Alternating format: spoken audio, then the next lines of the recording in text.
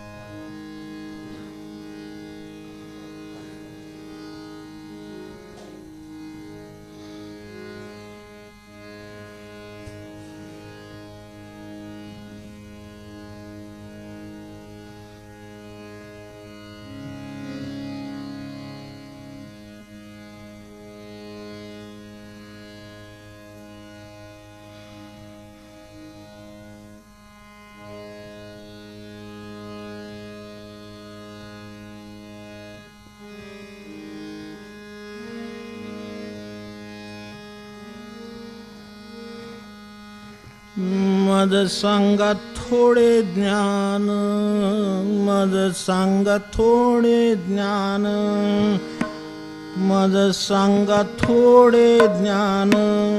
करा सत्य माझे कर्ण, करा सत्य माझे कर्ण. मद सांगा थोडे ज्ञान, मद सांगा थोडे ज्ञान, मद सांगा थोडे ज्ञान, मद सांगा थोडे ज्ञान. करा सत्य माझे कर्ण, करा सत्य माझे कर्ण. मद सांगा थोडे ज्ञान, मद सांगा थोडे ज्ञान, मद सांगा थोडे ज्ञान, सांगा थोडे ज्ञान.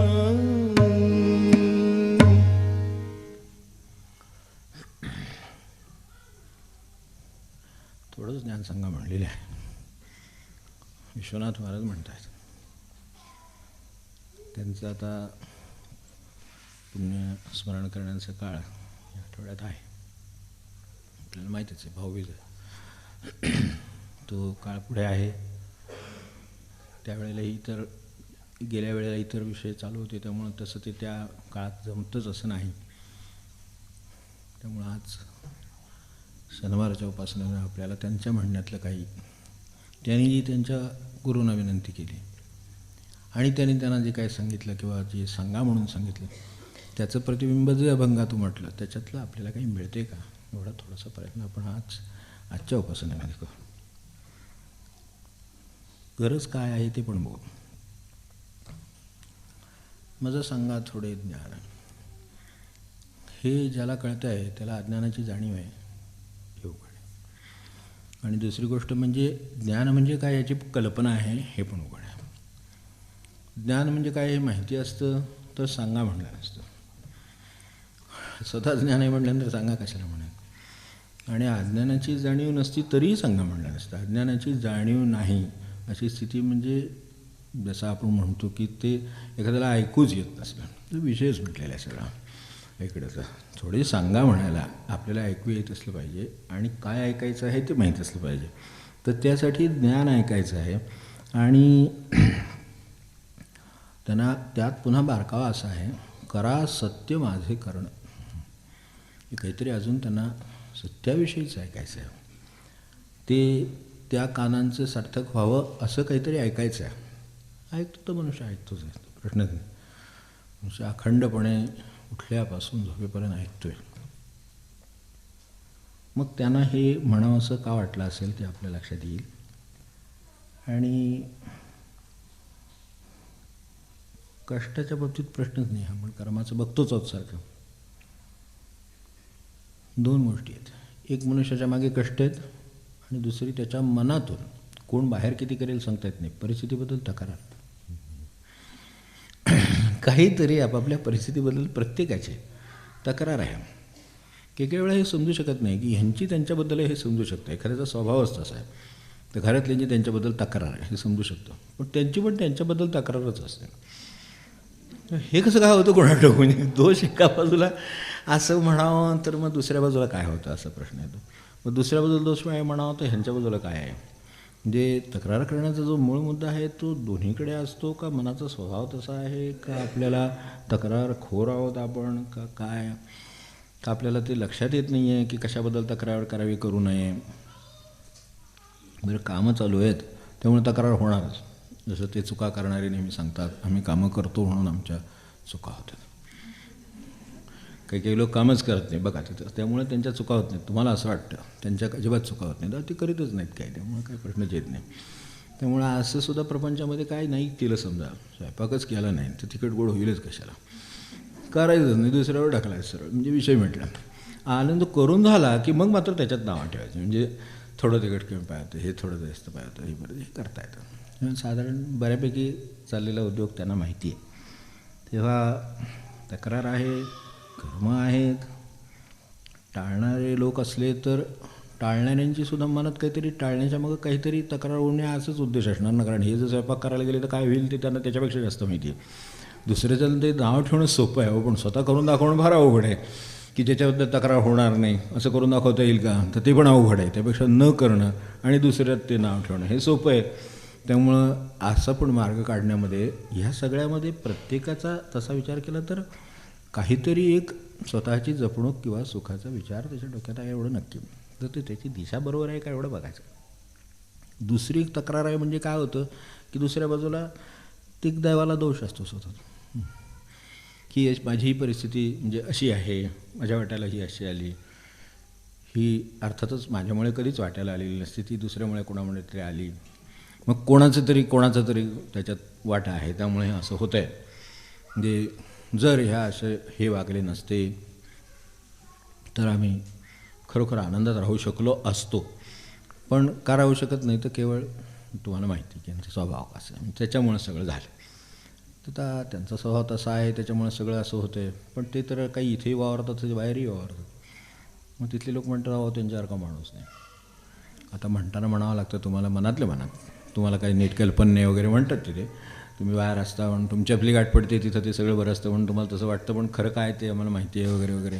पण ह्यानं तरी खरं काय माहिती आहे असा विचार केला कारण ह्यांच्याबद्दलही तक्रार आहे. त्या अर्थी हे काहीतरी कुठेतरी कोणाला तरी कोणतरी दोष देतो, कोणीतरी तक्रार करतो. ही स्थिती जी माझ्या वाट्याला आलेली आहे ती आणि कोणालाही वाट्याला आलेली स्थिती, मला वाट्याला आलेली स्थिती सर्वात उत्तम स्थिती आहे असं वाटत नाही.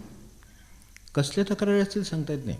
म्हणजे पैशाच्या असतील, कोणी ऐकत नाही याच्या असतील, आपल्या मनासारखं होत नाही याच्या असतील, मुलंबाळ नीट वागत नाही याच्या असतील, कसल्या काय त्याच्याबद्दल त्या परिस्थिती स्थिती जी काय त्याची आहे ही स्थितीबद्दल त्याची काहीतरी या परिस्थितीबद्दल तक्रार त्याच्याबद्दल त्याच्या मनात सारखे अस्वस्थ आहे. हे ह्यामुळं होते किंवा माझ्या वाट्याला असं आलं आहे. काही तक्रार करण्यासारखं माझ्याकडे नाही असं सांगणार. जसं महाराज म्हणाले मला काही मागायचं नाही आहे अशाच नुसता भेटायला येणारा माणूस मला भेटावा असं वाटतं सारखं. म्हणजे याचाच अर्थ सरळ आहे. उरलेले सगळे काय करतात ते असं भेटावं असं वाटतं असं महाराजांना ज्या अर्थी वाटते त्या अर्थी त्यांना काय आपल्या इथे बसून तिथले ते सगळं तिथे बसूनच कळते त्यांना इथलं काय आहे ते. तर त्यांना आपली स्थिती चित्ताची कळतेच आहे. पण त्यांच्याकडे जाऊन काहीतरी त्याला हवं आहे, काहीतरी नको आहे असं म्हणतात.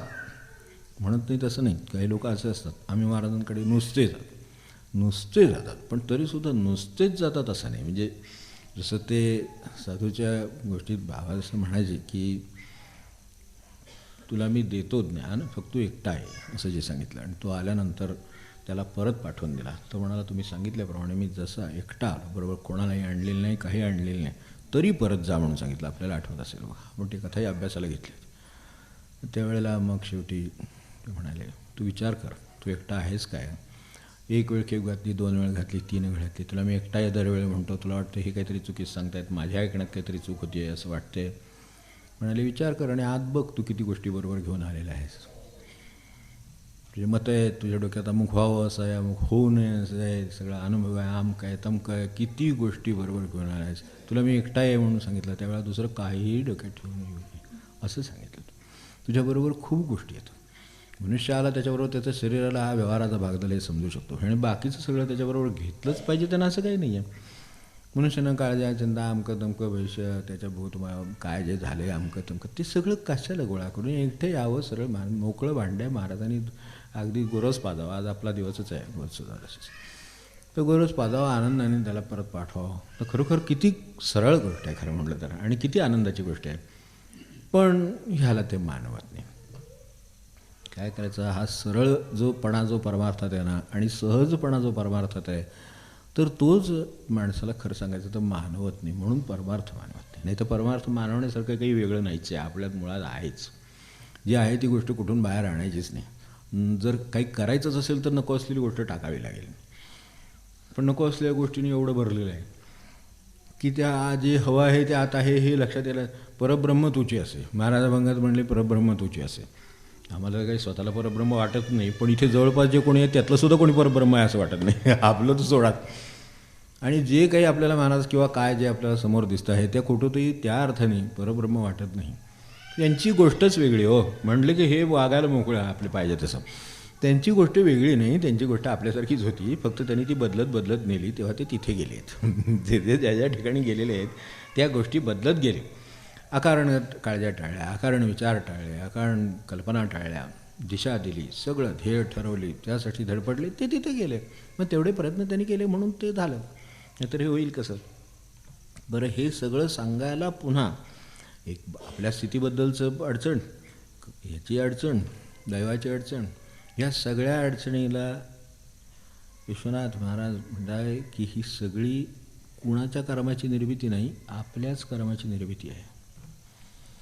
दैव म्हणा तुम्ही त्याला परिस्थिती म्हणा, काय जे म्हणायचं ते म्हणा, ती कर्माची निर्मिती आहे हे लक्षात घेतल्याशिवाय राहू नका. ते खरं आहे.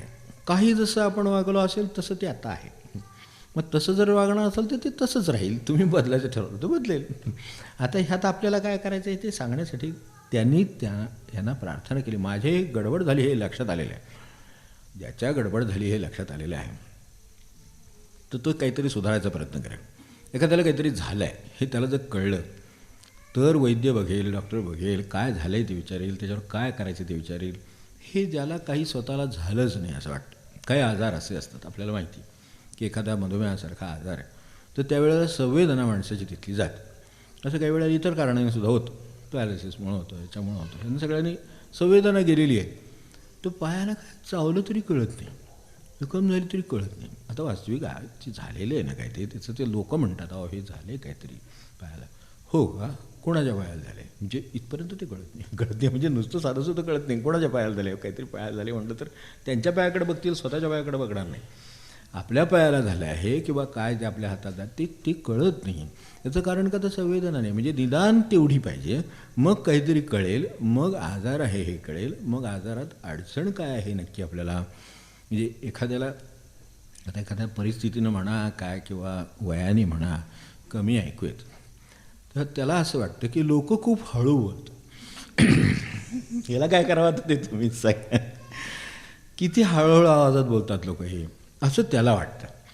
आणि त्यामुळं त्याची चिडचिड होते की लोक परस्पर काहीतरी हळूहळू आवाजात बोलतात.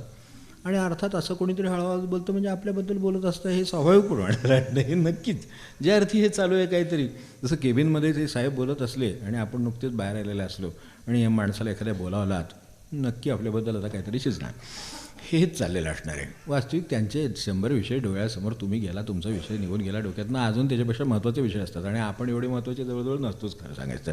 पण आपली एक कल्पना आहे की आपण तिथून आलो म्हणजे आता आपल्याबद्दल सगळं काय ते होणार, चांगलं वाईट काय असेल ते काय आपल्याबद्दल होणार नाही. तुम्ही गेलात ते म्हणले असतील बरं झालं सुटलो, हे काय हालत नव्हती, काय म्हणले असतील आज कोणाला ठोक आपल्याला काय माहिती आहे. पण वाटतं की नाही क्षणभर की आपल्याबद्दल चाललं असेल. तसं ते आहे.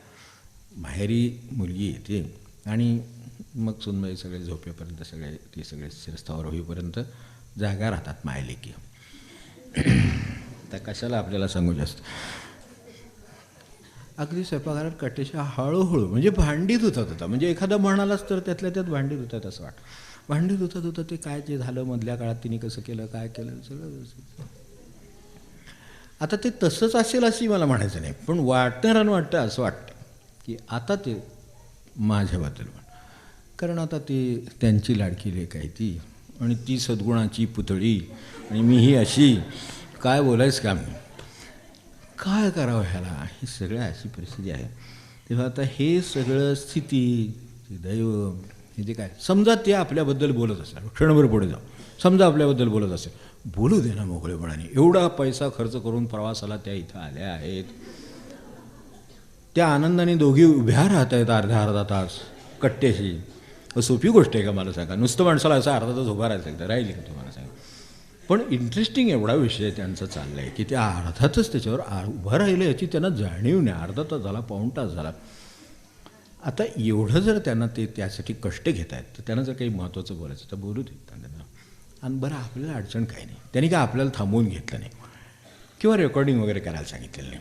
काय असेल ते त्यांच्यातच आहे ना. मग असू दे ना. त्यांना बोलू देत. कष्ट घेत आहेत आपणून घेत आहेत उभे राहिले आहेत आनंदाची गोष्ट आहे करू देत. पण असं वाटतं नको एकदा दोनमध्ये विचारावं की काय विचारावं की काय काम असलं तर मी मदत करू का वगैरे. म्हणजे अशा मार्गाने आज जायचं असतं ते काय अशा मार्गाने नाही. काम असलं तर मी मदत कर कशाला पाहिजे सगळं. पण माणसाची स्थिती माणसाने ओढवली आहे असं त्यांचं म्हणणं आहे. कर्माची निर्मिती. तेव्हा हे सांगायचं सगळं शब्दामध्ये म्हणजे सुद्धा अडचण आहे. ही सगळी कर्माची निर्मिती ती त्याचीच आहे आणि त्यासाठी त्यांनी असं म्हटलं की ह्यातलं मला थोडं काहीतरी गोष्टी मला अनेक गोष्टी परमेश्वराच्या कृपेने मिळाल्या त्या सुदैवाने चांगल्या आहेत. एखादी गोष्ट कमी चांगली असली तरी चालू शकतं व्यवहारामध्ये अडणार नाही. ज्या महत्त्वाच्या गोष्टी आहेत माणसाचा सगळा उद्धार एवढ्यात ठेवलेला आहे वर म्हणून त्याला उभा केला आहे की हा उद्धरेल याच्यासाठी उभा केला. नाही तर काय आडवा असाच चालतो आहे ते बाकीचे चालतातच आहेत बाहेर. पशुपक्षी जे बाहेर जे पशून ते सरपटणारे प्राणी अमकन तमकं जे काय चालतं आहे ते आडवे चालत आहेत. ते जन्माला येतात त्यांचंही काळ ठरलेलं आहे. त्यांनाही त्यांचं काय अन्नखाद्य खाता येतं. त्यांचेही इकडे त्या अर्थाने प्रपंच असतात. तेही ते जाऊन डोलीत राहतात. सगळं त्यांचं चालू आहे. त्याला आडवा ठेवून आणखीन माणूस कशाला निर्माण करायला पाहिजे. पण तो उभा केला आहे आणि उभा करून ह्या 3 ठिकाणी त्याचं सगळं ठेवलं आहे. कानामध्ये आहे डोळ्यामध्ये आहे वाच्यामध्ये आहे. ह्यात काय त्याचं ते ठेवलेलं आहे ते त्रिकोणात ठेवलेलं आहे सगळं. आता त्यांनी काय करायचं ते त्यांनी ठरवायचं आहे. म्हणून त्यांचं म्हणणं यांचं मला नीट काही ज्ञान झालं नाही. यांचा नीट उपयोग कळला नाही आणि म्हणून मला असं वाटतंय शेवटी की त्यांनी आपल्यालाच सांगितलेलं आहे. विश्वनाथ म्हणे स्थिती दैव कर्माची निर्मिती. सगळं स्थिती आणि दैव ही कर्माची निर्मिती आहे लक्षात ठेवा. ते त्याचाच परिणाम आहे. काही कोणाला दोष देऊ नका. आपण कल्पना करा की ह्यांनी काय केलं. कानाने काय केलं. वाचनी काय केलं. डोळ्याने काय केलं. जे मन दिलं त्यातल्या भावाने काय केलं हे बघा आणि मग ठरवा की कोण जबाबदार आहे असं त्यांना म्हणायचं आहे. काय होते आपल्या हे सगळे शब्दात चाललेलं असल्यामुळं आपल्या व्यवहारात म्हटलं तर शब्द उपयोगी आहे म्हटलं तर अडचणीचं आहे. आपण जसं शब्दांचा घोटाळा पंत महाराजांचं पाहिलं आहे. सर्व शब्दांचा घोटाळा खरं आहे. सर्व शब्दांचा घोटाळा आहे खरा. पण त्या घोटाळ्यावर मात करायला पुन्हा शब्दच आहे. सर्व शब्दांचा घोटाळा हे कशात सांगितलं शब्दातच सांगितलं परत एकदा आणि जरा सावध व्हा म्हणले. तर त्या अर्थाने अगदी उच्च दर्जावर दुसऱ्या टोकाला विचार केला तरी नाम उद्धरून नाही तर पुन्हा एकदा शब्दच आहे. जे म्हटलं तर शब्दाने घोटाळा करायचा तर नामाने नामने घोटाळा करत. नाम तुम्हाला उलटं मोकळं करते त्यातून. ह्या सगळ्या घोटाळ्यातून मोकळं करायला पुन्हा नाम वापरलं म्हणजे नामच उपयोगाला आलं आपल्या की जे देवदत्त आहे तर असं नाम आपल्या उपयोगाला आलं तेही त्याचंच. मग आपल्या व्यवहारात शब्दाची नक्की अडचण होती का उपयोग होते आपण बघावं. नाहीतरी घोटाळे झालेले ते शब्दामुळं बरेच झालेले आजपर्यंत जे होतात. मग मी असं म्हटलं नव्हतं. I was miss reported in the press नाही का साध्या भाषेमध्ये की माझं चुकीच्या पद्धतीनं सगळ्या प्रेसने प्रसृत केलं. मी असं मला म्हणायचं नव्हतं. तुमचा शब्द मला असा शब्द मी वापरला असेल पण ते मला तसं म्हणायचं नव्हतं. हे सांगण्यासाठी पुन्हा सगळी स्टेटमेंटवर स्टेटमेंट करत राहायला लागतं. मोठमोठ्या लोकांच्या गोष्टी आहेत. घरात किती स्टेटमेंट एकमेकांना द्यावी लागतात आपल्याला माहिती आहे. त्यांच्याकडे कशाला बघायचं आपल्याला माहिती आहे. मला असं म्हणायचं नव्हतं तर म्हणायचं नाही सरळ. हो की नाही. किती सोपं आहे खरं. म्हणजे जर आपल्याला एखादी गोष्ट म्हणायची नाही तर म्हणायचीच नाही. पण मला असं म्हणायचं नव्हतं हे पुन्हा म्हणावं लागतं. म्हणजे आधी काहीतरी म्हणलेलं असतं ते चुकलेलंच आहे आणि ते परत सुधारून घ्यायला मला असं म्हणायचं नव्हतं हे सांगावं लागतं. आता पुन्हा प्रश्न परत राहिला की यांना काय म्हणायचं आहे.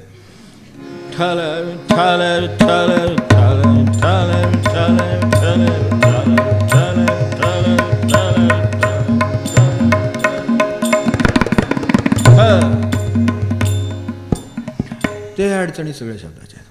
आता त्या अडचणी आहेत, ही गोष्ट खरी आहे. आपण ह्या सगळ्यांच आता खरं चाललं आहे आपला रमणांचा विषय आला आहे, तोही नेमका याचं विवरण आलं आहे ते वाचेपर्यंत चालले आहे, तिथेच आपण आहोत आता सध्या, तर त्याच्याच मुद्द्यावर आहोत. आज आपल्याला तिकडे नाही जात आहेत, पण काय विश्वनाथ महाराज म्हणतात तेही पुन्हा या शब्दांच्याबद्दल आहे, शब्दातूनच आहे आणि त्याची जबाबदारी आपलीच आहे.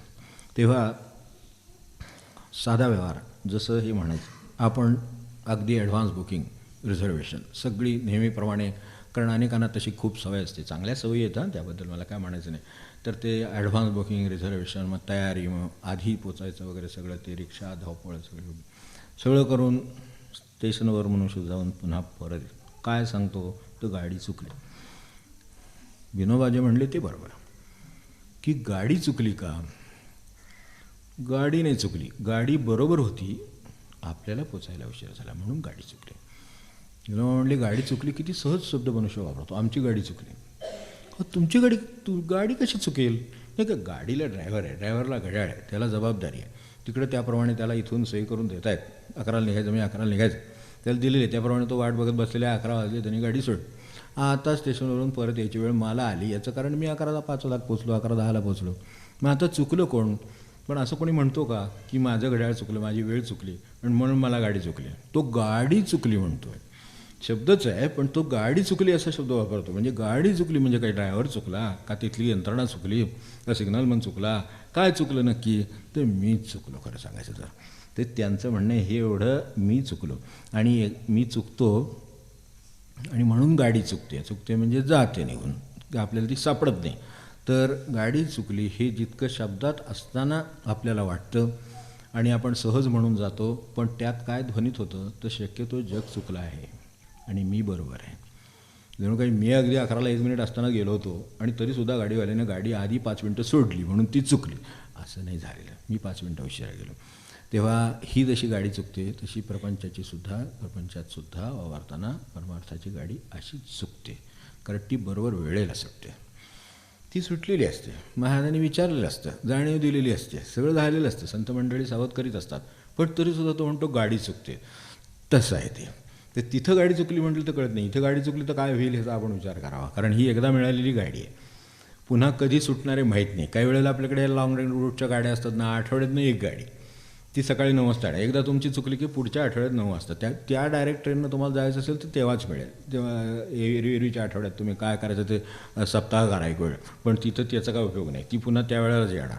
मग असं ज्या वेळेला होतं त्यावेळेला आपल्या प्रपंचात जशा ह्या गाड्या तशा इकडे सुद्धा प्रपंचात अशा गाड्या चुकतात, त्या आपण गाड्या चुकतात म्हणतो, मी चुकतो म्हणत नाही.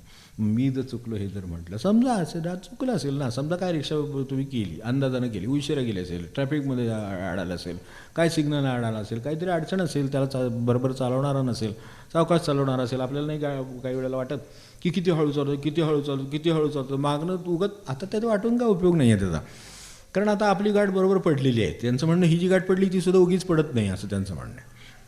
आपल्या ते लक्षात येत नाही, पण त्यांचं म्हणणं आहे की ती पण गाठ बरोबरच पडलेली आहे, कारण ती त्यांच्या हेतू जर चुकवण्याचाच असेल तर ती चुकवणारच आहे तुमची गाडी. त्यासाठीच असा ड्रायव्हर आपल्याला पाठवला आहे. नाही तर काही वेळेला असं होतं, जो प्रवास 20 मिनिटाचा आहे, आपल्याला नेहमीचा माहिती आहे आणि आपल्याला उशीर झालेला आहे, तर तो बरोबर 15 मिनिटात तुम्हाला गाडी गाठवून देणारा बरोबर ड्रायव्हर त्याचा, बरोबर रिक्षावाला देतात. ह्याचं कारण का, तर ते पण बरोबर आहे, तेही आपल्या कर्माचा परिणाम. आपण कोणाला तरी गाडी गाठवून दिली आहे का, आपण कोणासाठी तिथे धडपडलो आहे का, तर मग त्यांना आपल्यासाठी धडपडणं भाग आहे, कारण शेवटी विश्वाचे नियम त्या पद्धतीने चालणार. हां, आपल्याकडनं लोकांच्या गाड्या चुकवल्या गेल्या असतील तर मग आपल्याला बरोबर असा ड्रायव्हर होतो, टुकू आपल्याला तिथंच कळतं, हे बहुतेक काय स्टेशनपर्यंत जात नाही वेळेत, हे तिथंच कळतं. ह्याच्यावरनं आपल्याला ओळखावं की हे गाडी चुकणं प्रकरण तेवढं साधं नाही, आपल्याला सगळीकडे लागू आहे. तर त्या अर्थाने आपली स्थिती काय, आपण काय म्हणतो मात्र असं की त्या अर्थाने आपण विचार करून बघा की ही जी कर्म आजची चुकली असं वाटतं, आपल्याला वाटतं ही स्थिती माझ्या वाट्याला आली, तर अनेकांना असं असतं की ही जशी स्थिती आहे तशी आता ही मी घरातली म्हटली, ऑफिसमध्ये सुद्धा अनेकांना असं वाटतं की माझ्या वाट्याला ऑफिसचा त्रास आहे. ऑफिसचा जर एवढा त्रास असला तर सोडून द्या सर, एवढा त्रास आहे आपल्याला, ऑफिसचा किती त्रास आहे, मला जगून देत नाही, झोपून देत नाही, मला असं हे करतात, जसं मोबाईल पाठवतात, अमकं करतात, सारखे फोन करतात, रात्री 11 वाजेपर्यंत वेळ होतो, अमकं होतो, मग सोडून द्या. सोडता येत नाही म्हणजे याचा अर्थ ऑफिस नुसताच त्रास देत नाही, त्रासही देतात आणि पगारही देतात. आणि जे जास्त त्रास देतं ते जास्त पगार देतं. सरळ आहे ना. तुम्ही कमी पगार घ्या, कमी त्रास देतं. ते ऑफिस म्हणतं 5 वाजता घरी गेलात तरी चालेल, पण ते देतानाही कमी देतं. मग आता आपल्याला काय पाहिजे होतं? आपल्याला जास्ती पगार पाहिजे होता. हां, मग आता जास्ती त्रास सोसायटी अति सरळ आहे ना खरं म्हणजे. ह्यात त्यांची काय चूक आहे? तुम्हीच जर म्हटले की मला भरपूर पगार पाहिजे, भरपूर पगार पाहिजे, भरपूर त्रास घ्या. कमी घ्यायचं तर कमी त्रास घ्या. पार्ट टाईमसुद्धा करता येते माणसाला. पण तेवढ्यात तसं ते मग सगळं एवढं कसं होणार? मग घराचा हप्ता ते सगळं आठवतं. मग गाडीचा हप्ता, मग कशाला गाडी बदलली? होती सारी गाडी चालवायची, काय आपल्या अडचण नव्हती खरं म्हणजे. पण फुकट आपण 12 लाख 15 लाख गाडी घेणार, मग हप्ता बसणार. मग त्याच्यासाठी मला कष्ट करावे लागतात. आता तुम्हाला कष्ट त्यासाठी करावे लागले नाही, तुम्ही गाडी जी चुकीची घेतली त्याच्यासाठी हे झालेलं आहे सगळं. सरळ विचार करावा की गाडी मी मोठी का घेतली? माझ्या गाडीत काय माझ्या अडचण होती का? चालत होती ना ती, व्यवस्थित होती ना? नाही तरी असताना सुद्धा हायर मॉडेल आले, सारखं ते येतात, सारखं हे येतं. मग बघितलं की सारखं वाटतं माझ्या मित्रांनी घेतली, माझ्या मैत्रिणीने घेतली, आमक्याने घेतली, तमक्याने घेतली. त्यांनी घेतली असेल, मला घ्यायची नाही. आपले हे काय आपल्याला अशक्य आहे का गोष्ट? पण ते त्यांनी घेतल्यामुळे म्हणजे कसं क्रमाक्रमाने अडकलेलं आहे की ते त्यांनी घेतल्यामुळं मी घेतलं, माझी ऐपत नसताना घेतलं, मला त्याची आवश्यकता नसताना घेतलं, ते मी घेतलं त्यामुळे मग हप्ता बसला आणि तो माझ्या पगारात बसत नाही म्हणून मी आता जास्त पगाराच्या नोकरीकडे जाणार आणि जास्त पगाराच्या नोकरीकडे जाणार म्हणून आता मला माझ्या वाट्याला त्रास आला. आता माझ्या वाट्याला त्रास आला तो काय त्या गाडीवाल्याने दिला आहे का मला सांग? ते म्हणले ते ठीक आहे, तुम्हाला 12 लाखाची घ्यायची, 8 लाखाची घ्या, 8 लाखाची घ्यायची नाही तर 4 लाखाची घ्या, सगळं अवेलेबल आहे. 4 चाकीच आहेत, काय 2 चाकं ठेवून घेत नाहीत, ते घेतात ना सगळं कमी पैसे दिले म्हणून. असं काय आहे का? काहीतरी उगाच आपल्या कल्पना. मग ते त्यामुळं मला का करावं लागतं ह्याचा तुम्ही विचार करा. मला एवढे कष्ट, मला एवढा पगार का मिळवावा लागतो? का मिळवावा लागतो? तुम्ही काहीतरी गोळ करून ठेवला आहे म्हणून मिळवावा लागतो. मग विश्वनाथ मला काही वेगळं म्हणाले नाहीत.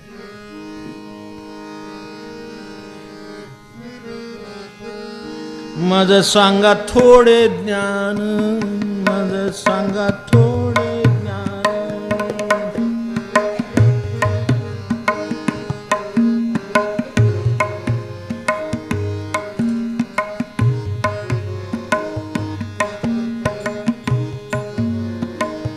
करा सत्य माझे कर्ण, करा सत्य माझे कर्ण.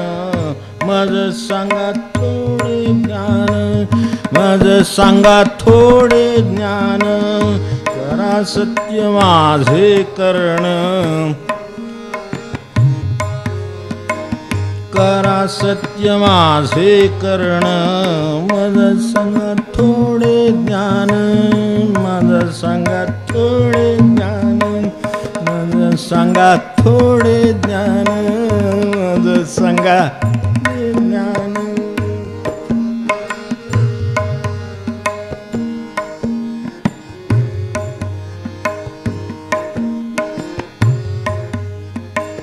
वाचा माझी बहिरट, वाचा माझी बहिरट, वाचा माझी बहिरट. काही बोले ना चोखट, काही बोले ना चोखट. माझं सांगा थोडे ज्ञान, माझं सांगा.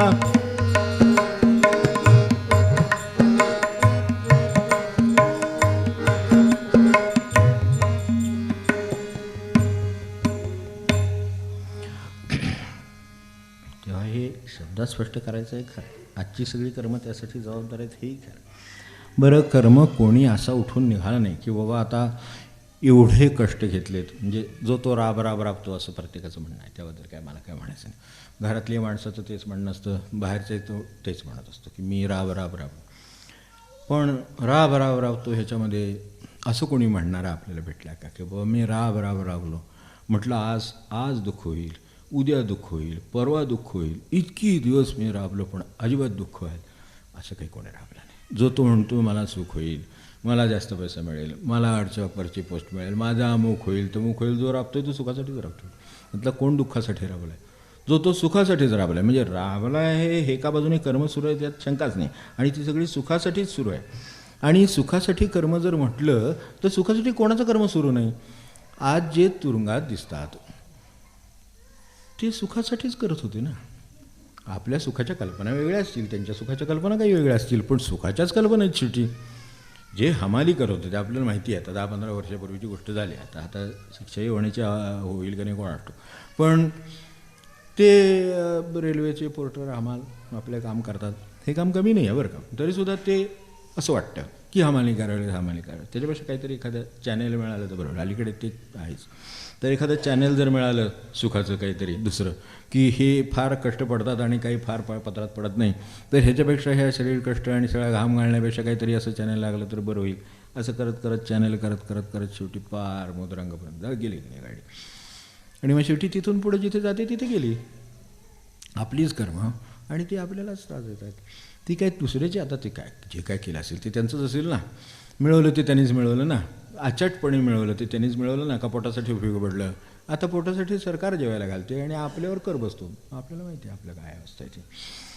पोटाला ते जेवायलाच कोण घालतं ना. तेव्हा हे सगळं अशा तऱ्हेनं प्रत्येकाच्या कल्पना होत्या. त्यांनी हमाली करणाऱ्याचीही कल्पना मला सुख मिळावीच आहे, मजुरी करणाऱ्याची कल्पना तीच आहे. आणि आपण ऑफिसमध्ये दिसलो आणि फॅनमध्ये नेशीत असलो तरी आपली कल्पना तीच आहे. मला असं म्हणायचं, कर्मच आहेत शेवटी, सुखासाठीच चालली आहेत. तेव्हा ह्याच्यात याच सुखासाठी कर्म करून मिळेल अशी जर शक्यता असती तर काही लोक फक्त आत दिसत आहेत, काही लोक बाहेर आहेत. तुरुंग आहेतच. मला तर स्पष्ट वाटतं ज्याच्या त्याच्या परिस्थितीमध्ये ज्याला ज्याच्या वाटायला तुरुंगच आहे. हां, आता आपल्या तुरुंगाला आपण घर म्हणतो, आपल्या तुरुंगाला आपण बाग म्हणतो, आपल्या तुरुंगाला आपण शहर म्हणतो.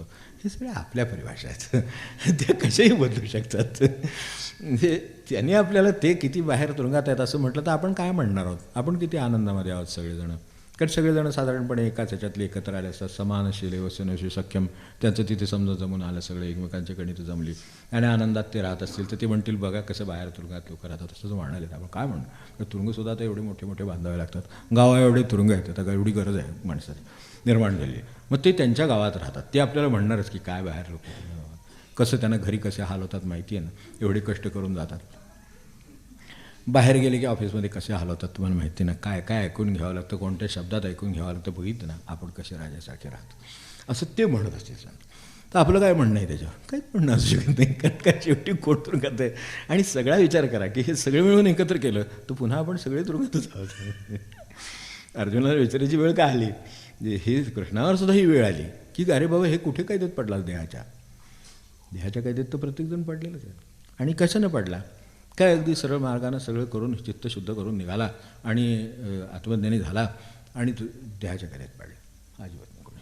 आत्मज्ञानी झाला, मनुष्य खऱ्या सुखाची कल्पना आली आणि सुटून गेला. बाकी पुढे काही अडचण नाही आहे त्याच्यात जगण्यात. मामा जसं म्हणायची की असं जर आत्मज्ञान म्हणजे काही म्हणजे उद्या समजा आत्मज्ञान म्हणजे माणसाला जर मृत्यू येत असता, एखाद्या ह्याच्या चुकीच्या मार्गाने निघाला, सुखाच्या काही चुकीच्या कल्पना आहेत. आता अगदी व्यसन करणारा मनुष्य तो सुद्धा त्याच्यात काहीतरी सुख असतं पण करतो, त्याची सुखाची कल्पना वेगळी आहे. एवढंच.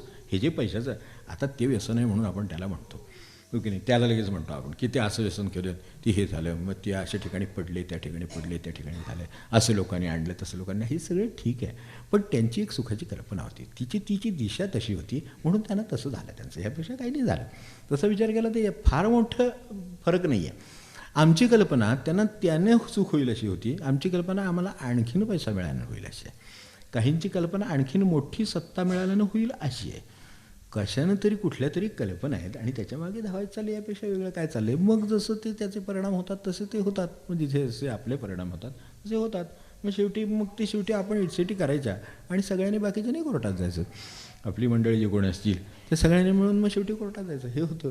किंवा काय संपत्ती साठवायची, मग ती कोणीतरी करायचं, जे हे पिळायची. ह्याच्यापेक्षा काय होतं, म्हणजे आपल्या कर्म खूप होतात पण त्याच्यामागं सुखकल्पना जी आहे ती नीट नाही असं त्यांचं म्हणणं. ती सत्य नाही आहे, हे असत्य आहे. माझ्या दृष्टीने सुखाच्या कल्पना असत्य आहेत, व्यवहारापुरता सत्य आहे. त्याच्या पलीकडे त्याला सत्यत्व द्यायला गेलं तर जी खरी सत्य वस्तू आहे ती आपल्या हातातून निसटून जाणार. एका बाजूला काळ तो बसलाच आहे टपून, तो काळ टपला तुम्हावरी जे आहे ना तसं आहे त्या, तर तो टपलाच आहे. तो तुमची वाटच बघतो की केव्हा मुदत भरतीने उचलतो, तर परत पाठवायचं आहे त्याला, त्याच्याकडे ठेवून घेत नाही, परत पाठवायचं आहे. पण तरीसुद्धा त्याचं काम आहे, तो करतोच आहे. म्हणजे चुकीच्या कल्पना सुखाच्या झाल्या की मनुष्य परतीची व्यवस्था आपली आपण करतो. पण तीच कल्पना त्याची सुखाची व्यवस्थित झाली की व्यवहार व्यवस्थित करतो आणि जे काय साधायचं ते साधतो.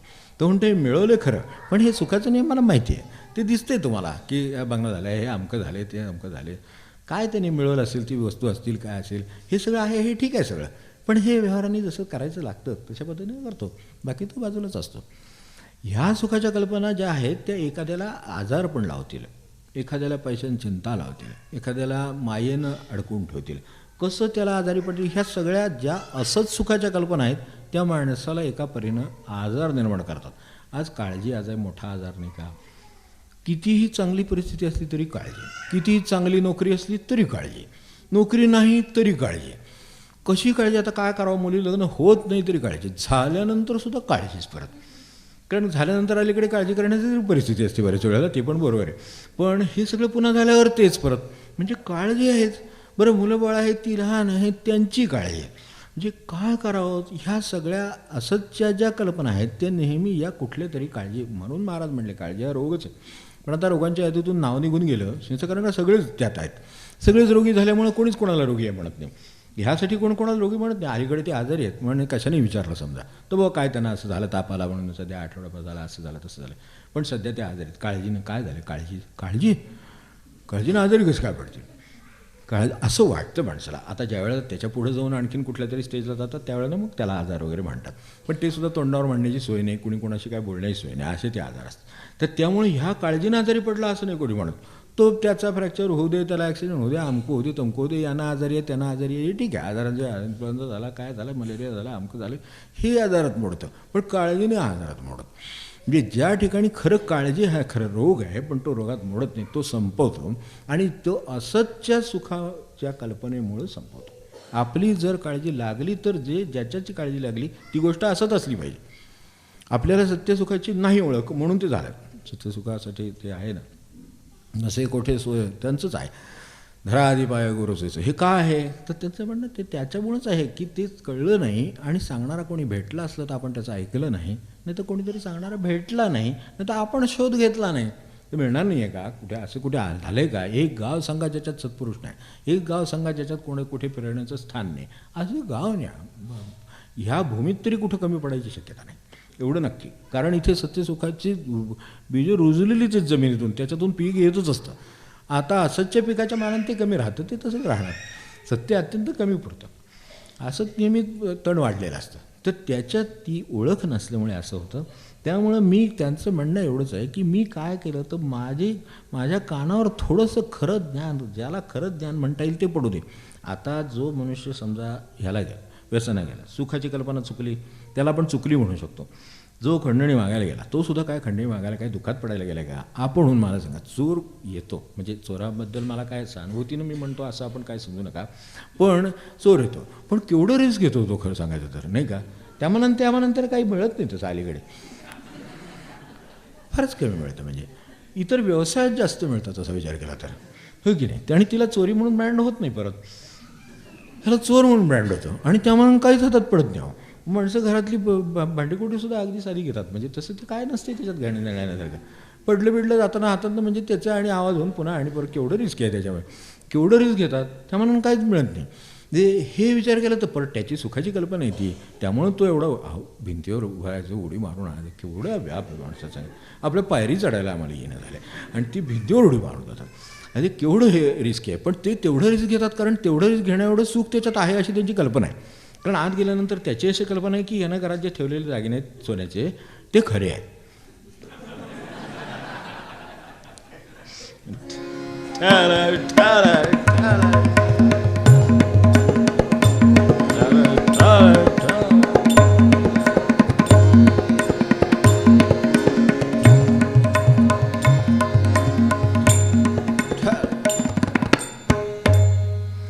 तेव्हा हे बरोबर आहे, पण ह्याच्यातलं आपल्या लक्षात आलं की नाही की त्याची पण सुखाची एक कल्पना आहे आणि ती चुकलेली आहे. आता कुठं चुकलेली नक्की. स्वायत्तम सुखम इथे चुकली, परायत्तम दुःखम. स्वायत्त आहे ते सुख आपल्याकडे अगदी बरोबर फार पूर्वीपासून सगळे सांगून ठेवलेले होतात. म्हणून ते त्यांनी जे काय म्हटलं ना, माझं सांगा थोडे ज्ञान, माझं सांगा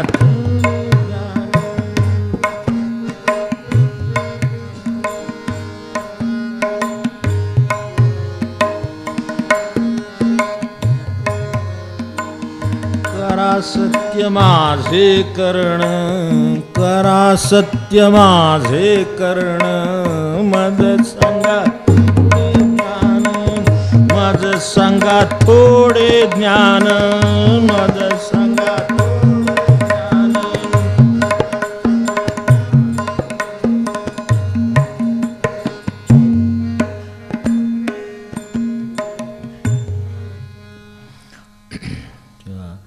यात आपल्याला त्यांच्या सुखाच्या कल्पना चुकीच्या वाटतात. कुठल्या कसोटीवर घासाव्या? चोरी केली म्हणून घासाव्या का, खंडणी मागितली म्हणून घासाव्या का, त्या कशाच्यावर घासाव्यात, की त्यांना जास्त एकदम पैसा मिळेल म्हणून वाटले म्हणून. आता आपल्याला म्हणजे काय सांगावं, आता आपलं मायबाप सरकार आहे, आपलंच आहे, कारण आपणच निवडून दिलं आहे. कुणी आपल्यावर येऊन सध्या म्हणजे प्रत्यक्ष तरी राज्य करीत नाही. आपल्यावर राज्यावरच होतात बाहेरून, पण प्रत्यक्ष तरी राज्य करीत. आपण स्वतंत्र आहोत ना, त्या अर्थाने स्वराज्य मिळवलं काय, ते स्वतंत्र झालो आहोत, तरीसुद्धा आपल्या सरकारला आपली जाहिरात येतेच ना रोज, की बघा फक्त 50 रुपये, विचार करा एकदा 50 रुपये द्या, 1 कोटीचे मालक व्हाल, काय होईल कल्पना करा. बस वाटतं की नाही माणसांना? हे सरकारची लॉटरी आहे. त्यांचीसुद्धा सुखाची कल्पना आपल्यासमोर कशी ठेवलेली आहे विचार करण्यासारखं आहे, की लॉटरी आहे, सरकारची आहे, 50 रुपये फक्त. आणि तसं माणसाला आता असं 50 रुपयाचं काय वाटलं नसं झालं. कप चहाचे कप 1-2 प्यालं तरी मनुष्य 50 रुपये, तो म्हणतो 50 रुपये 2 कप चहा, 2 कप चहा कमी पिऊ. एखादा फार काटकसरी माणूस असेल ना, तर हे त्याच्या डोक्यात आल्याशिवाय राहणार नाही. त्याला असं वाटेल की काय 1-2 कप चहा, बाहेर 25 रुपये चहाचा कप झाला, काय आणखीन स्वाद झाला असेल. आणि तुम्ही जर ते दिवे घालवून केला तर तो 70 रुपये 100 रुपये होऊ शकतो. म्हणजे दिवेचाही त्यांचा खर्च वाचतो आणि आपल्यावर 50 रुपये वाचतात. तर असं तो व्यवहार आहे सगळा, ते चालेल असू द्या. तर ह्याच्यात आणखीन दिवे घालवून तोच चहाचा कप मागवला आणि प्याला होतं 100 रुपये. म्हणजे तो जर आपण समजा असं दोघात मिळून शेअर केला आणि समजा नाही 1 कप प्यालो चहाचा, आणि त्याऐवजी समजा 1 साधं तिकीट हो, काही नाही करायचं नाही, तुम्ही काही करायचं नाही, नुसतं 1 तिकीट फक्त 50 रुपये, 1 कोटीची लॉटरी असते. काय सरकारचे, म्हणजे कोणाची अशी निमसरकारी वगैरे असं सुद्धा प्रकल्प नाही आहे. निमसरकारी नाही, असा नाही, कसलाही म्हणजे खाजगी नाही, काही नाही, सरकारी प्रकल्प आहे. आणि पहा तरी एकदा नशिबाला संधी देऊन, नाही का, काय करावं. ही सुखाची कल्पना आपल्याला आता जर दिली त्यांनी अशी, तर मग त्यांना सांगावं लागलं, हे माझं सांगा थोडे ज्ञान, माझं सांगा थोडे ज्ञान.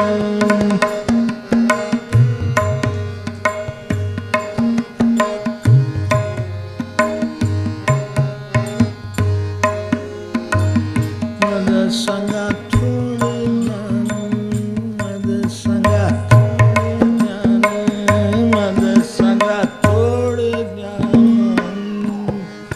थोडंसं ज्ञान सांगा, खरंच सांगण्याची गरज. बाबा हा 50 रुपये 1 कोटीचा व्यवहार होणार नाही, तू त्यात पडू नको. कुणालाही वाटेल, हो लहान मुलाला वाटलं तर एक वेळ समजू शकतो, त्याला त्याची 1 कोटीची शून्यसुद्धा आजच्या काळात अंकगणित असली तर सांगता येतील, नाही तर सांग.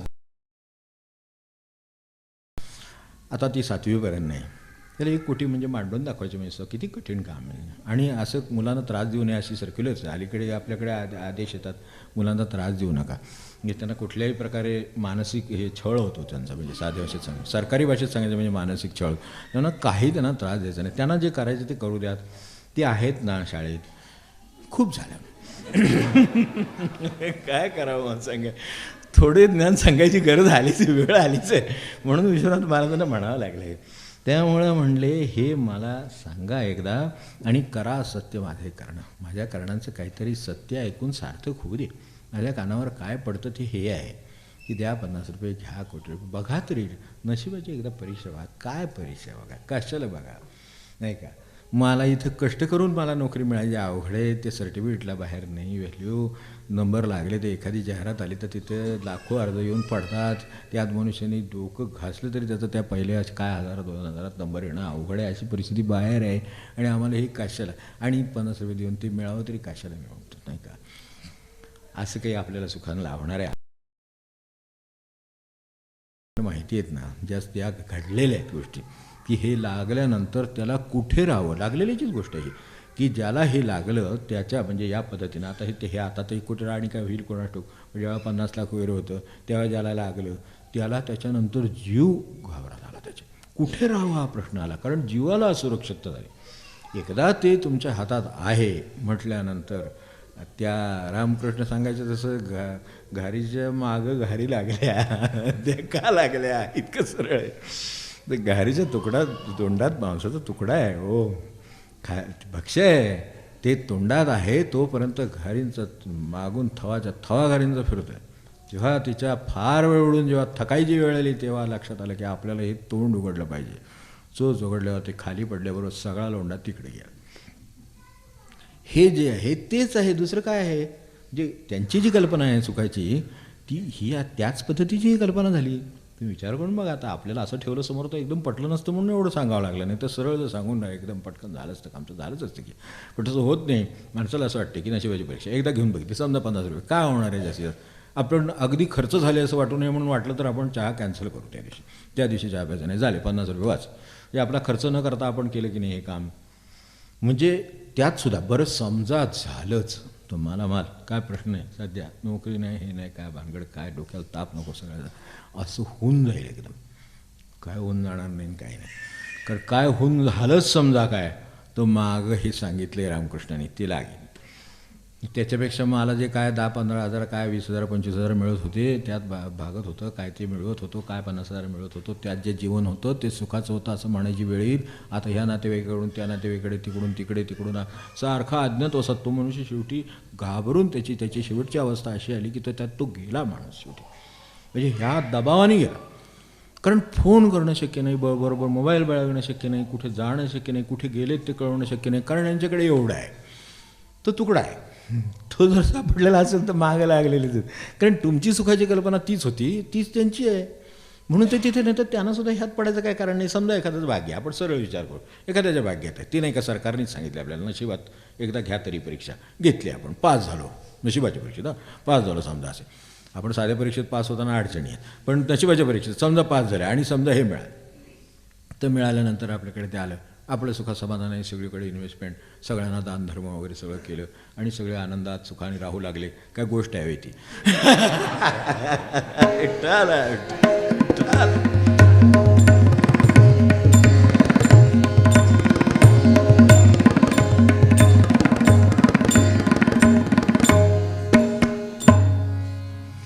काय होते याच्यात की आपल्याला मुळात सुखाची व्याख्या परायत्तम दुःखम स्वायत्तम सुखम. त्यात काय स्वायत्त आहे, परीक्षा पाहिजे.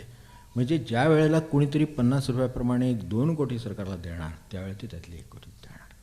इतकं सरळ. कोण उलटं काय करणार आहे पण व्यवहार की 50 रुपये घेतले तर देऊन टाकले असं काही होणार आहे काय. मग स्वप्नात सुद्धा पडतंच एखाद्या, पण स्वप्नात सुद्धा आपल्याला हे खरं वाटलं नाही. स्वप्नात सुद्धा आपल्याला असं वाटेल की आपण एखाद्याला 50 रुपये देऊन त्याने आपल्याला 100 रुपये दिले. आपल्या कल्पना किती पुढे जाणार.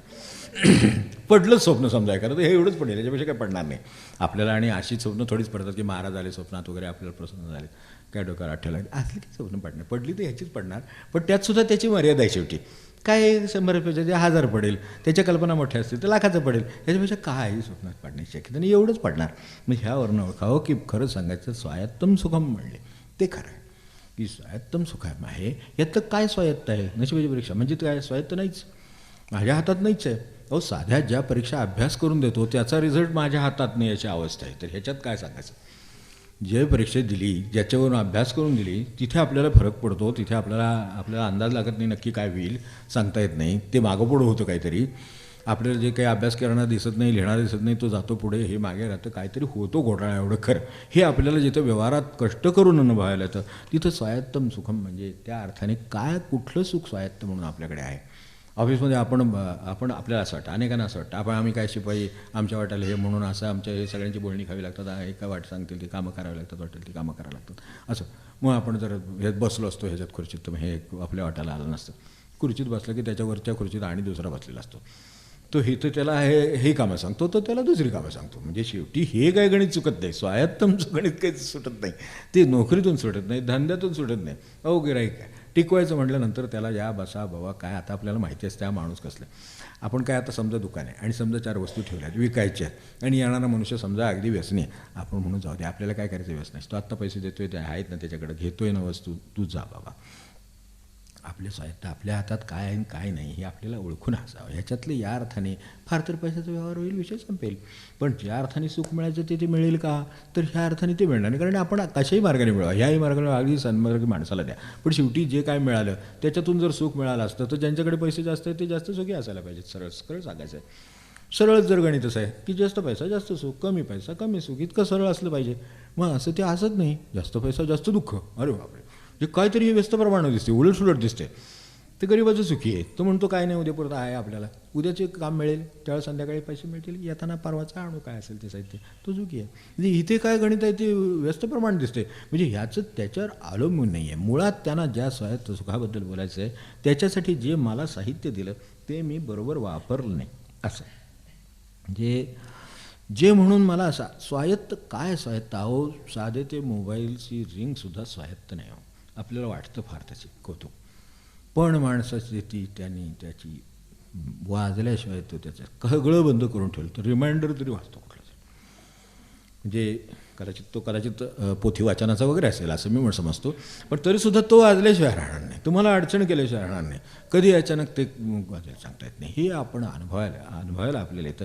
काय स्वायत्त आहे तेव्हा खऱ्या अर्थाने स्वायत्त सुख माणसाकडे कोणतं ते कसं मिळावं ते विचारण्यासाठी त्यांनी म्हटलं, करा सत्य माझे करणं म्हणजे सांगा थोडे ज्ञान. हे सांगायची वेळ एवढ्यासाठी आली की मला असं काही ज्ञान सांगा की ज्यामुळे हे स्वायत्त असलेलं म्हणजे स्वतःच्या हातात असलेलं सुख, ज्याच्या हाताच साधूकडे ज्या वेळेला तो बादशाह गेला, मी आपल्यासाठी काय करू शकतो. तो म्हणले, अरे तू माझ्यासाठी काय करणार, माझ्याकडे सगळं आहे. बरोबर, त्याच्याकडे काय आहे, काय नाही त्याच्याकडे. म्हटलं तर आपल्याला वाटलं तर झोपडीच्या ऐवजी चांगला महाल वगैरे चांगले बांधून देतो, 4 वेगळी माणसं हाताशी ठेवतो, आपण एवढे कष्ट काढतात, मला काय अडचण नाही आहे, मी आनंदात आहे, तुलाच काय हवं असलं तर मागून घे, असं साधू म्हणतात. हे जे गोष्टी साधू म्हणतो ते का म्हणतो तर त्याच्याजवळ त्याचं सुख स्वायत्त आहे, तो बसलेला आहे. आणि इतकंही करून ज्या वेळेला राजाने म्हटलं, आपल्याला माहिती असेल हे गोष्टी बऱ्याच वेगवेगळ्या ठिकाणी येऊन गेल्या, त्याच्यामध्ये शेवटी त्यांनी एकच म्हटलं की आता तू आला आहेस, सकाळची वेळ आहे, काहीतरी मागा म्हणतोय, काहीतरी द्या म्हणतोय, मला चांगली गोष्ट आहे, काय हरकत नाही, तू काही देऊ नकोस, फक्त जेवढा जसा ज्या ठिकाणी उभा राहिलेस मला नमस्कार करून तेवढा फक्त बाजूला हो, कारण सूर्याच्या किरणात मी बसलो आहे, तू मध्ये आलास, सावली पडते ना, कारण देणारा देतोय, मी घेतोय, आम्ही आनंदात आहोत, तू फक्त मध्ये येऊन नमस्कार करून हात जोडून जे काय केलंयस उद्योग, तर तेवढं फक्त जरा सरक बस, बाकी बस काय नको, तुला द्यायचंच असतं ते एवढं बस आहे. आता ह्यात काय द्यायचं आहे, जायचंच आहे थोडक्यात, म्हणजे हो की नाही. तर ते आपण सुखाच्या आड आहोत तेवढे बाजूला व्हायचं आहे, सुख आहेच, त्याला स्वायत्त व्हायचं. हे जसं सूर्याच्या आणि आपल्यात जो आनंद आहे की जे जीवनशक्ती आहे, जे मिळणार आहे, जे जीवनदायी आहे, सगळं आहे, पण ते नैसर्गिक आहे, सहज आहे, सगळं आहे, पण त्याच्या आड जसा राजा उभा आहे तशा आमच्या ह्या चुकीच्या सुखाच्या कल्पना उभ्या आहेत, त्याला असत म्हणतात, त्या बाजूला करा. आमच्या जर काही चुकीच्या कल्पना असतील तर त्या बाजूला कराव्यात. तो तिथं प्रकाशलेला आहे आणि आपल्याला जीवन देतोय. नुसत्या सूर्यप्रकाशात बसलेलं मनुष्य साधं पाणी पिऊन सुद्धा 12 वाजेपर्यंत शांत राहू शकतो. आपण करून बघायला हरकत नाही, काय होत नाही, तेवढे परिस्थितीनं निसर्गाने ठेवलेली असते शक्ती, सगळी व्यवस्थित वापरली जाते, काही होत नाही माणसाला. उलटं चांगली छान भूक लागेल, म्हणजे असं असलं आणि त्यात जर नाम घेत बसला असतं तर काय बोलायचं कामच नाही. तर असंच येईल. आणि समजा 12 वाजले आणि भूक लागली, छान व्यवस्थित नैसर्गिक भूक लागेल, मग त्याला ते जेवण जाईल आणि त्यानंतर पुन्हा बसावं, म्हणजे दगडावर बसावं असं माझं म्हणजे, घरात कोणाही बघावं, म्हणजे साधू विधूनं ठीक आहे, पण आपण आपल्यापुरता विचार करावा. मग ठीक आहे, मग त्याच्यानंतर विश्रांती घ्यावी, काय पुन्हा नंतर आपल्याला 4 तास बसता येत असेल तर बसावं, आपल्या अंगणात बसावं, काय आपल्या अपार्टमेंटमध्ये कुठे असेल तिथे बसावं, जिथे कुठे कोणाचं काय त्याच्याबद्दल काय म्हणणं नाही आहे अशा ठिकाणी बसावं, अशा ठिकाणी बसावं निवांतपणे, ते नामस्मरण होते, सगळं होते बरं. आणि ज्यांना हे शक्य आहे त्यांचं तर त्यांनी तरी बसावं, ज्यांना बसणं शक्य नाही, ज्यांना कुठं हे जागाच नाही, त्यांना कुठं मीच आता वाटेत मनुष्य काही उभे करू शकतो. भय वाटतं बाहेर, अनेकांना नुसतं बाहेर उभं राहायचं मी भीती वाटते. समजा तिकडनं सरडा गेला, समजा तिकडनं ती काही वेगळे आहेत का, असं काय आपल्याला ते पण आता माणसं म्हणायचे नाही, पण ते पण जीवच आहेत ना, आम्ही जीवच आहोत ना. मग ते आम्ही कुठेही कसंही फिरलं तरी चालतं, आम्ही कुठेही गावाला जाणार येणार, विमानात बसणार, याच्यात बसणार, खटारा गाडीत बसणार, कशातही बसणार, ते चालते. ते जमिनीवरनं बिचारे इकडून तिकडे जातात, त्या झाडावरनं त्या झाडावर जातात, तर ते मात्र अगदी इकडून तिकडून सगळे पळापळ भीती होते ते होते. त्यांचं त्यांना फिरता येते, त्याचं जाऊ दे. आपल्याला नाही काय करणार. आणि जर आपले काय होणारच असेल तर ते त्यांचे ते काही त्यांना हे होऊन टाळणार नाही, त्यांना करून काही त्रास देऊन टाळणार नाही. याचं व्हायचं ते होणार. अहो जाग्यावर सगळं टेबलवर ऑपरेशन टेबलवर माणसाचं काय होतं आपल्याला घटना माहिती आहे. इथे सगळी यंत्रणा सुसज्ज आहे, अगदी सगळं हे लावलेलं आहे किंवा त्याला अगदी ऑक्सिजनपासून सगळं तयार आहे. पण माणूस घ्या त्याला काय करायचं असतं. ते ऑपरेशन सक्सेसफुल पेशंट डेड म्हणतात ना तसल्या प्रकारे. पण तसं तर होतं ना झालेल्या घटना आहेत. ऑपरेशन कसं काय झालं तर सक्सेसफुल झालं थोडंसं सांगतं तुम्ही फक्त पेशंट मात्र हे दुर्दैवाने आता काय करणार. आता ऐकून घेणं काय म्हणून मला सांगा असं काही आपल्याला ते टळणार आहे का. तेव्हा ज्याला उलटं खऱ्या सुखाची कल्पना आली आहे तो यांना आणि ते कळावं म्हणून हे कान. त्यांचं म्हणणं की वाचा माझी पुढे एक एक क्रमाने विचार केला. करा सत्य माझे करणं. मला ऐकण्याची मोठी संधी खरोखर काळाने दिलेली आहे. हे शरीर दिलं ज्या काळाने त्यांनी मोठी ही संधी दिलेली आहे. पण आता मला सांगा त्या संधीचं मी चीज केलं आहे असं कोण सांगू शकेल. किती लोक सांगू शकतील या संधीचं मी चीज केलं. बस कानावर सत्संग आहे, कानावर श्रवण आहे, काय असेल ते पारायण आहे, काय नामस्मरण आहे, वैखरी नामस्मरण आहे. आपण म्हणावं आपण ऐकावं. महाराज म्हणजे ना आपल्या मना म्हणावं आपण ऐकावं. किती सोपं खरं म्हणजे. तर असं ऐकावं ना किती आनंद असतो खरं म्हणजे. पण ते नाही, ते कानात घालून बसेल, नाचायला लागेल, तो ओरडेल, बाकीच्यांना भीती वाटेल ह्याला काय व्हायला लागेल का. ठल ठल ठल ठल ठल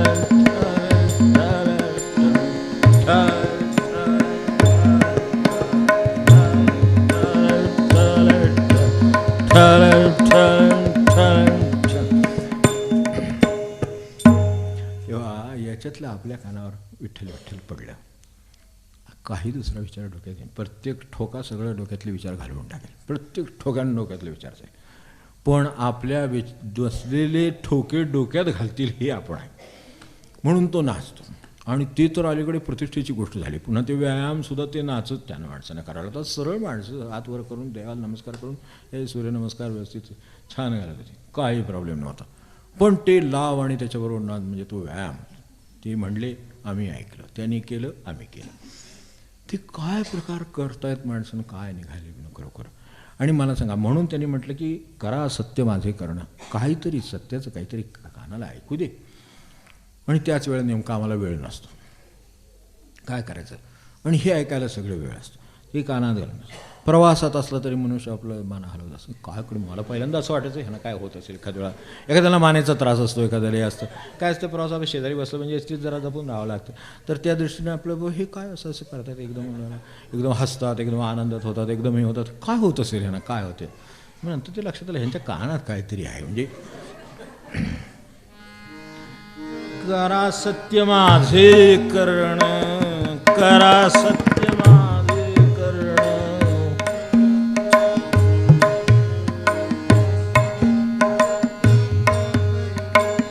माझं सांगा थोडे ज्ञान, माझं सांगा थोडे ज्ञान.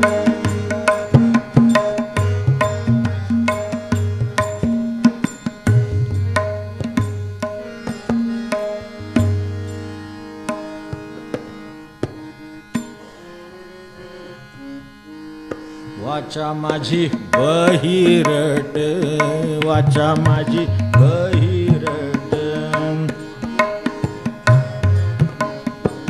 वाचा माझी बहिरट. काही बोले ना चोखट, काही बोले ना चोखट, काही बोले ना चोखट. वाचा माझी बहिरट, वाचा माझी बहिरट.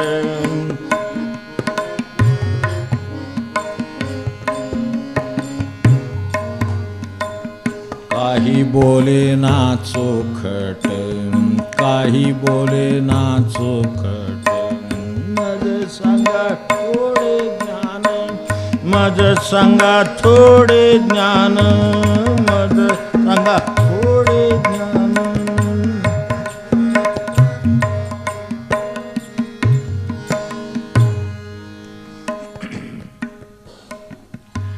वाचा माझी बहिरट, खरं सांगायचं तर बहिरट हा शब्द खरं म्हणजे बहिऱ्यावरनं आला. बहिरेपण आहे त्याच्यावरनं मूळ संस्कृत या आहे बहिरा या अर्थाने शब्द आहे. तर मूळ काय आहे त्याचा अधिक खोलात गेलं तर आपल्याला असं धातूनं अर्थ लक्षात येईल की सॉर्ट ऑफ समथिंग असं आहे ते मुळात कमी असणं. आता एखाद्याला कमी ऐकू आलं तर हा बहिरट शब्द वापरला जातो. बाबा बहिरट आहेस का आपण ते म्हणत नाही का, काही लोक म्हणतात असं. काही लोकांच्या वाचेत कठीण शब्द असतात, हे उच्चारायला कठीणच शब्द आहे मग काही तो उच्चारत नाही, पण थोडं ऐकू कमी येतं का असं म्हणतो ना आपण. तर ते शॉर्ट ऑफ आता हिअरिंग आहे, मग हे इकडे आहे, हे इकडे आता वाचेचं चाललं आहे, तर वाचेच्या बाबतीत काहीतरी शॉर्ट आहे या अर्थाने बहिरट म्हटलं. वाचा माझी बहिरट आणि का तर काही बोले ना चोखटं, खरं काही बोलत नाही. आपण आपला अनुभव आहे ना, असं करा मी आत्ता हायवेवर आहे, आपल्यासमोर माणूस बसले खुर्चीत बसले ते चहा पिते, तर आत्ता मी जरा हायवेवर आहे, थोड्या वेळानं तुम्हाला फोन करतो. तर कुठं हायवेवर आहे ते सांगा. आता ती सोय झाली म्हणून कुठं बोलायची, केवढी सोय झाली आपल्याला नाही का. एक एक साधनाला तसं आणखीन आम्हाला आणखीन ते आता काय सोयी केल्या असतील त्या केल्या असतील, पण ह्या ज्या झाल्या त्या गैरसोयी आणि या सवयी आणखीन वाढवल्याच ना आपल्याला. आत्ता मी इथे, आत्ता मी तिथे, हे जे काय सगळं आहे ही माझी बहिरट आहे आणि ती काही बोले ना चोखटं. आपल्याकडे वस्तू बाजारात घ्यायला गेल्या तर ब्रँडेड पाहिजे का कशी पाहिजे विचारतात. म्हणजे काय झालं, समजा हे त्यांनी विचारलंच नसतं तर आपण जे आहे ते घेऊन आलो असतो, हो की नाही. तर जे घेऊन आलो असतो ते खरं आहे का डुप्लिकेट आहे का काय आहे, चायना मेड आहे, आमकं आहे तमकं आहे, कोरिया मेड आहे, काय इथंच हँडमेड आहे काय, आपल्याला काही कळत नाही. खरं सांगायचं वस्तूसारखी वस्तू दिसते, कलरसारखे कलर दिसतात.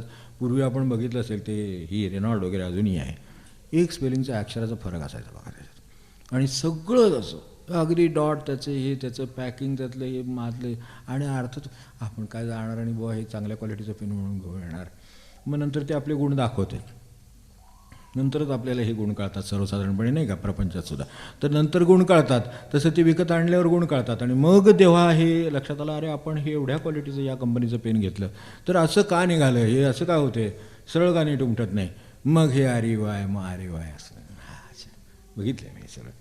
आपण सुद्धा पाहिलं असेल की हे तिथे कुठेतरी एखाद्या अक्षर स्पेलिंगचं फरक करू ठेवायचं. जसं ते असतं की अगदी आता काळजीच करू नका वगैरे, फक्त अमुक रुपये वगैरे आणि एक बारीकचा स्टार खाली नियमाटी लागू. तर ते तसं जसं असतं ना तसं हे आता हे सगळं असं जगाचं ती चोखट सरळ नाही सांगत की या गोष्टीची किंमत 25 लाख रुपये असं नाही सांगत, ह्या फक्त 50,000 आणि एकदम कुठल्या तरी BMWचा.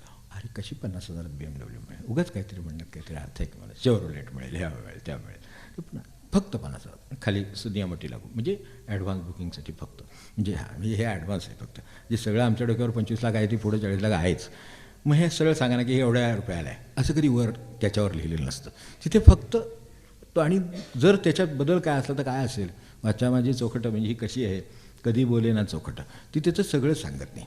मग नंतर मग नियमाटी लागू मग प्रोसेसिंग चार्जेस एवढे पडतील, बँकेचे असं पडेल, मग ते करून देण्याला एवढं पडेल, एजंटमध्ये असेल ते एवढं पडेल, मग ते सगळं नंतर प्रत्यक्ष गेल्यानंतर बाकीचे काय ॲक्सेसरीज तुम्ही घ्याल तसं, म्हणजे याला बरं आणि 1,00,000-2 लाख गाळा गेला आणखी त्यात नसतातच. त्यामुळे ते तुम्ही घ्याल तशा. अरे मग सांगा ॲक्सेसरीज तुम्ही रुटीनमधल्या घेतल्या तर 1-2 लाख होतील आणि ह्याचे 25 लाख होतील असं वर काहीतरी आहे लिहिलं. तर असं वर कधी लिहिलेलं असतं, तुम्हाला फक्त या आणि जा घेऊन फक्त 500 रुपयात. हे काय 500 रुपयात घेऊन जायचं पेट्रोलचं 100 रुपये लागतील, कुठले काय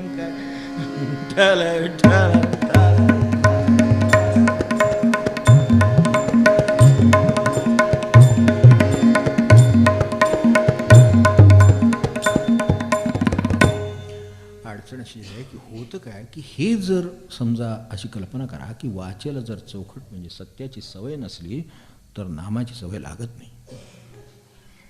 नाम बोलताना अडचण येते कारण वाचेला सत्याची सवयच नाही मनामध्ये. एक वेळ बोलू नका पण असं ते बोलू नका, असं जर असेल तर ती नाम लवकर घेईल.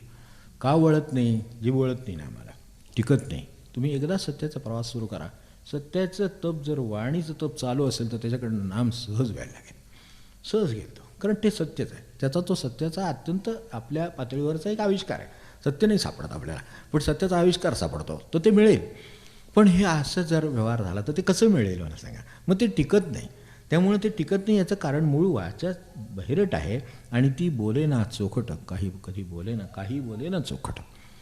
काही चोखट बोलत नाही, सत्य बोलत नाही. आता सत्यासाठी जर वाचा वापरलेली असेल तर तो मागे म्हटलं नाही का ते सत्याच्या बाबतीत ऋषींचं का ऋषी म्हणाले की हे होणार, आपल्याकडे हे सत्पुरुष आहेत त्यांनी सांगितले एकदा ते होणार, तू जा तुला नोकरी लागेल, हे त्यांनी म्हणावं बस, आणि जावं आणि नोकरी लागावी. ज्या ठिकाणी आपण डाग आहे बघायला तिथे काय कधी काम झालं नाही, त्यांनी सांगावं आणि त्यावेळेला ते व्हावं. हे काय असतं तर ते हे असं आहे की सत्याशिवाय त्यांनी बोलायचंच नाही असं ठरवलेलं असेल तर ते जे बोलणार ते सत्य होणार. पण सत्याशिवाय बोलणार नाही हे ज्यांचं व्रत आहे त्यांनी जे बोलतील ते सत्य होईल.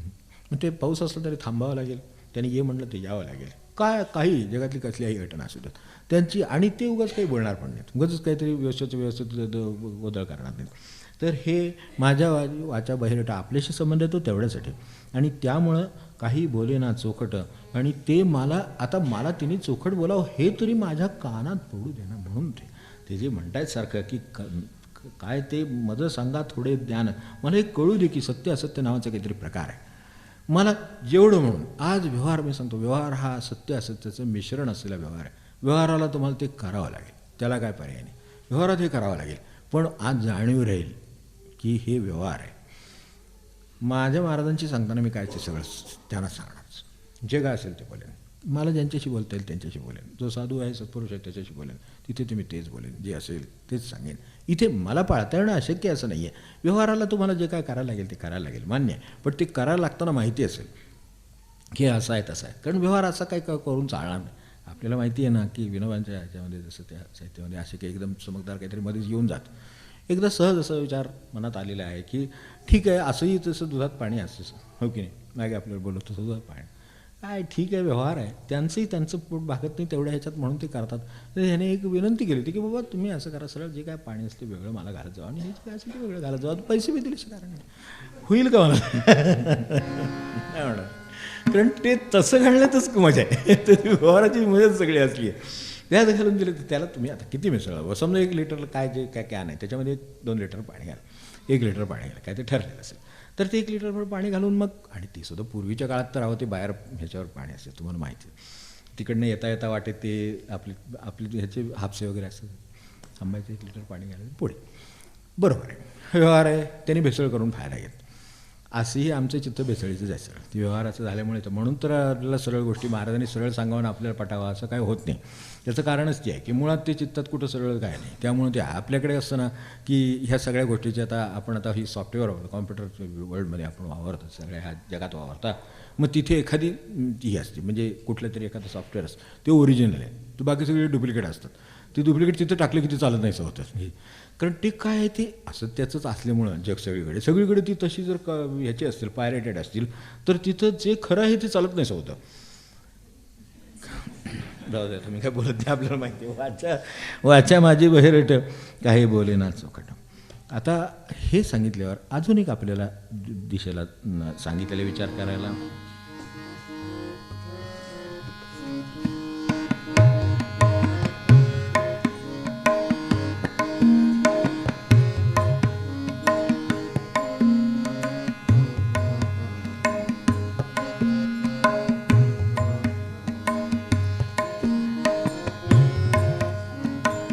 नसे शुद्ध भाव देही, नसे शुद्ध भाव देही, नसे शुद्ध भाव देही,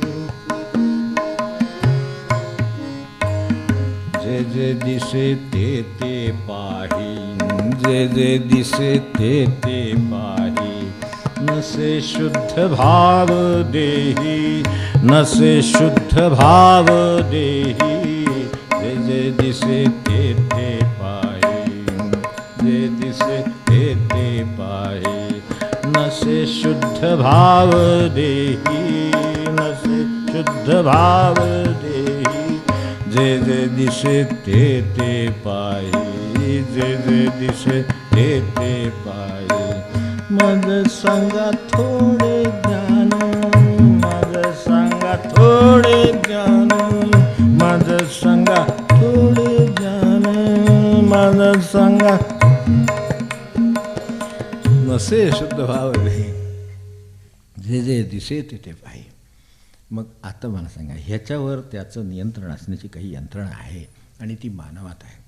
एक पशु निघालाय वाटेत दिसतंय ते तो पाहत चाललाय, एक माणूस निघालाय वाटेत दिसतंय ते तो पाहत चाललाय, जे दाखवत आहेत ते पाहत चाललाय, लावलाय टी व्ही 8-8 तास चालू आहे. काय घरं बघितली मी अशी की घरात एकदा सकाळी एकदा ते ऑन केलं की संध्याकाळीच बंद होते. ते तापतं आणि त्याचं पुन्हा थंड होतं आणि परत तापतं का काय मला माहीत नाही, म्हणजे त्यातलं टेक्निकल काय माहिती नाही, पण ते अशा तऱ्हेनं त्याचे जे जे दिसे ते पाहिजे. आता काय दाखवलं क्रिकेटची मॅच, अहो चालू आहे का काही नाही, ते जुनी दाखवतात. किती सालातली 85मध्ये त्याच्यात बघ कशासाठी बघायचे नाही ते त्यातले काही महत्त्वाचे सिलेक्टेड ते बॉल शेवटची ओव्हर पहिली आमकं तमकं लास्ट बॉल कसं झालं, मग टाय कशी झाली तेव्हा ते झाली असेल हो त्यावेळेला झाली. आता ती माणसं खरीच टाय होती का नाही याची शंका घ्यायची वेळ आली हे पण आपल्याला तर माहिती आहे, इतकं सगळं माहिती आहे, तरीसुद्धा काय असेल ते भोय आहे. तर असे 4 पीस लावले म्हणून पाहिले, मग का गाणी लावली म्हणून पाहिले, मग काय नाच लावला म्हणून पाहिला, जे जे दिसे ते ते पाहिले. अरे मला काही काम आहे की नाही. हा तर बरं ते पशु टी व्ही नाही बघत नाही नसतील ना होते कारण आपल्याला तरी काय माहिती आहे तर काय करतात ते सुद्धा. तर ते घरातली वगैरे ती कुत्री असतात ती बघतात मात्र म्हणजे असून आहेत, पण समजा तर ती पाहते. पण हे जर आपण जर विचार केला तर हे यात काही फरक आहे की नाही, की तो पशु जे जे दिसेल ते पाहिजे, जे पाहायचे ते तो पाहतो, त्याला डोळे दिलेले आहेत, पण बंद करण्याची यंत्रणा दिलेली आहे आणि बंद करण्याचा ऑर्डर देणारा विवेकाची यंत्रणा आत ठेवलेली आहे. ती ठरवते की काय पाहायचं, त्याला जे पाहिजे ते पाहतो. आता जे जे दिसे ते पाही एकदा झालं म्हणजे मग त्याच्या हातातच राहत नाही, जे जे दिसे तेच पाहत राहावं लागतं. मग त्याला जे पाहायचं ते मग आता मला सांगा शेवटी असं आहे डिस्टॉर्ट होणारच. 8 तास मनुष्य जे जे दिसे ते पाही राहिलं आणि 9व्या तासाला अभ्यासाला बसलं तर काय कल्याण होणार त्याचं, ते सरळच आहे. मग मुलाचं अभ्यासात लक्ष लागत नाही, तो खूप हे होतोय म्हणून हे त्यांना सायकॅट्रिस्टकडे घेऊन जाणार. आता काय करायचं त्याच्यापेक्षा ते बंद करा, 8 तास ते पैसे वाचतील, हे पैसे वाचतील, वीज वाचेल, सगळं वाचेल. पण हे सगळं चालू आहे आणि आता त्याचं लक्ष, आता त्याचं कसं लक्ष लागेल. 8 तास जर डोक्यात इतक्या गोष्टी असंख्य भरल्या गेल्या तर त्याचं काय होईल. आपल्याकडे म्हणजे बाहेर आपण गेलात तर फार परिस्थिती या बाबतीत बिकट आहे हे आपल्या लक्षात येईल. म्हणजे ही काय आहे तर शुद्ध भावाची यंत्रणा माणसाकडे, अशुद्ध असला तरी शुद्ध करण्याची यंत्रणा आहे, अशुद्ध बाजूला काढण्याची यंत्रणा आहे, सगळ्या गोष्टीच्या यंत्रणा आहेत. गुरुदेव म्हणायचे ना की काय मग फरक काय मग, म्हणजे एक वेळ मी असमाधानी मनुष्य म्हणून राहायला तयार आहे तिचे म्हणायचे. एक समाधानी, आता म्हणणं अवघड आहे पण एक समाधानी पशु साध्या भाषेमध्ये, it is better to be a human dissatisfied than a pig satisfied. यावरून आपण ओळख एखादा पशु आहे डुक्करासारखा पशु रे, तो अगदी आपण बघितलं असेल काय ते कडेल निवांत एकदा भरलं की वास. तर असलं असण्यापेक्षा मी असमाधानी असलो, शोधात असलो, अस्वस्थ असलो तरी चालेल पण माणूस म्हणून राहील ते राहण्यापेक्षा. It is better to be human dissatisfied than a pig satisfied. ह्याच्यापेक्षा ते बरं आहे हे नक्कीच. आणि त्यातही जर नुसताच माणूस असेल तर काय शोधत जायचं आहे, जे जे दिसे ते पाहिणे. त्यांनी स्वतः तर काय जे पाहायचं ते पाहिलंच, पण लोकांना काय पाहायचं ते शिकवलं, काय विचार करायचा ते शिकवलं, प्रत्येक गोष्टीतून शिकवलं. तरुणांना तर जास्त शिकवलं कारण तिथे शिकवण्याची शक्यता जास्त असते आणि शिकण्याची शक्यता पण जास्त असते, त्यामुळे त्या ठिकाणी शिकवलं आणि त्या सगळ्यांना जागृत करून सोडले. तुम्ही विचार करा आणि ठरवा, सत्य असत्य तुम्ही ठरवा, तेवढी शक्ती माणसाकडे दिलेली आहे. म्हणून त्यांचं म्हणणं उलटं असं होतं की इट इज स्टील, जरी समजा माणूस मी असेन, better to be a human dissatisfied than a pig satisfied and better a Socrates dissatisfied than a human satisfied. असं आहे. परत यातही पुन्हा नुसता एक मनुष्य नुसता आपलं खाणंपिणं झालं की तसं एरवीही तसा मनुष्य वायरिंग माणसं दिसतातच आपल्याला, म्हणजे समाधानात आहे तसं वाटतं, पण नंतर थोड्या वेळाने भूक लागली की असमाधानी होतात वगैरे, हे आपल्याला कल्पना आहे. तर त्याच्यापेक्षा म्हटले तो मग समाधानी सॉक्रेटिस असणं मला अधिक चांगलं. जर असेलच मी तर मग सॉक्रेटिस असेल. It is better to be Socrates dissatisfied than a human satisfied. त्याच्यावरची केडार आहे. म्हणून संतांच्याकडे बघावं लागतं कारण ते आपल्याला वर बघावं लागतं, ते वरच बसले, त्यांना ह्याच्याशी सुखदुःखाच्या यानं कधी डळमळत नाहीत. तर हे आहे. आणि गुरुदेव म्हणले की एवढंही नाही, it is better to be a mystic, म्हणजे एक डिसायपल भक्त ज्या भाषेमध्ये devotee. It is better to be a devotee dissatisfied than a Socrates satisfied. कारण त्याला तेही सापडलेलं नाही अजून, जे संतांना सापडलेलं आहे, जे भक्ताला सापडलेलं आहे ते त्यांना सापडलेलं नाही. एक वेळ भक्त म्हणून अशांत राहील, ठीक आहे माझ्याकडून अजून साधन होत नाही, माझ्याकडून अजून नाम होत नाही, माझ्याकडून अजून होऊ दे, माझ्याकडून असं असं ना समाधान नाही राहिलं तरी चालेल, पण सॅटिस्फाईड सॉक्रेटिस नको म्हणले. कारण नुसतं डोक्याला चालवलेली चिकित्सा केलेली आहे, सगळं केलेलं आहे, तत्त्वज्ञान झालं, पण पुढे पुढे काय व्हायचं ते अजून व्हायचं आहे, ते यांचं झालं आहे. त्यामुळे त्या अर्थाने मला it is better to be a devotee mystic dissatisfied त्याने सॉक्रेटिस सॅटिस्फाईड. आता हे जर आहे तर मला सांगा आपल्याला किती काम आहे तसा विचार केला तर, आणि हे आपल्याकडनंच होण्यासारखं आहे. तर यासाठी नसे शुद्ध भाव देही. काय होतं आहे, शुद्ध भावाचा प्रश्न आला तर आपल्याला व्यवहारातल्या भावाबद्दल मी बोलत नाही, आपल्याला तेवढी वेळही नाही.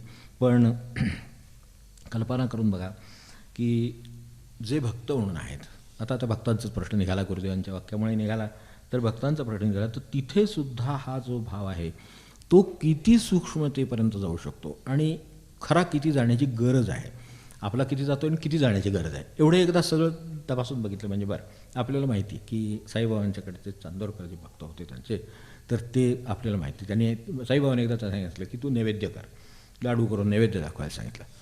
बाबांनी सांगितले, ह्याने आज्ञा पाळली. म्हणजे तसा विचार केला तर अगदी तसं भक्त म्हणून सरळ व्यवहार आहे आणि मनही सरळ आहे, त्यांचं काही तसंही नाही. पण शुद्धतेतसुद्धा शुद्ध भाव किती लागतो, जी माणसाच्या ठिकाणी झेप आहे म्हणतो मी सारखी, ती ही झेप आहे हो. त्या झेपेबद्दल हे सांगतात. तर त्यामुळे त्यांना नैवेद्य दाखवायला सांगितलं, त्यांच्यासमोर ठेवला. बराच वेळ झाला, त्यांनी काय त्यातलं खाल्लं नाही. शेवटी हे म्हणले, अहो तुम्ही नैवेद्य करायला सांगितलं, तुमच्यासमोर हे लाडू ठेवले, तुम्ही खावे अशी इच्छा आहे. तर ते म्हणले ठीक आहे, आता तू घेऊन गेलास तरी चालेल, प्रसाद म्हणून तू घेऊन जा. प्रसाद केव्हा होतो वस्तूचा, की ज्यावेळेला ती दिली जाते आधी, देवाला आधी दिली जाते, देव भक्षण करतो, शेष प्रसाद, त्याला शेष प्रसाद म्हणायचा. शेष तो का म्हणे शेष घेईन आवडी, तसा तो प्रसाद होतो. तो प्रसाद केव्हा होतो, ज्यावेळी ते दिलेलं असतं आणि त्यांनी ग्रहण केलेलं असतं, ते ग्रहण केल्यानंतर राहिलेल्याला प्रसाद म्हणतात. तेव्हा हे प्रसादाची कल्पना मूळ पक्की आहे, तर ते ग्रहण केलेलं आहे. त्यामुळे चांदोरकरांना ती माहिती आहे की हे काही खाल्लं नाही. तर म्हणले तरीसुद्धा तू प्रसाद घेऊन जाच, हा प्रसाद म्हणून तू घेऊन जाच. आता जाच म्हणतात, बाबा म्हणत आहेत आणि उत्तर देतील काय विचारलं तर, अशी परिस्थिती आहे.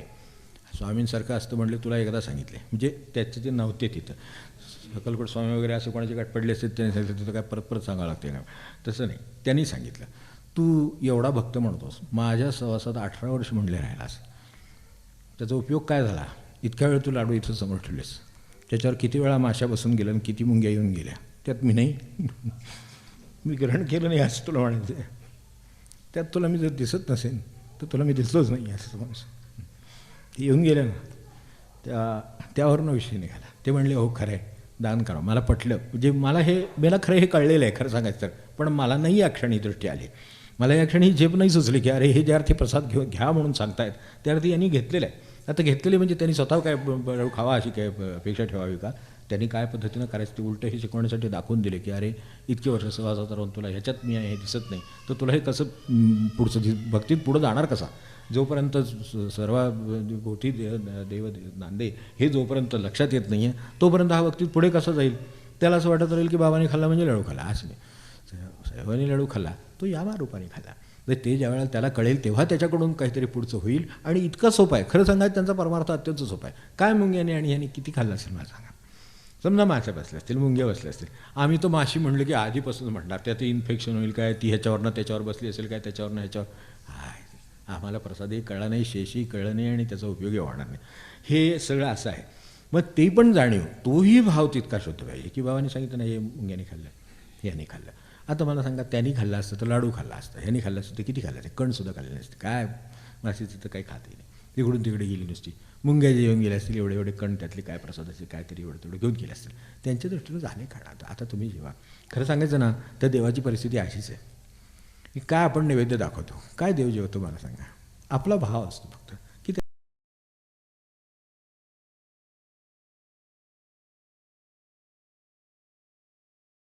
हे वाटलं पाहिजे ना, मग एवढंच करायचं आहे. नाहीतरी आमचा देव दगडाचाच, प्रत्यक्ष आपल्याला झेपणार नाही.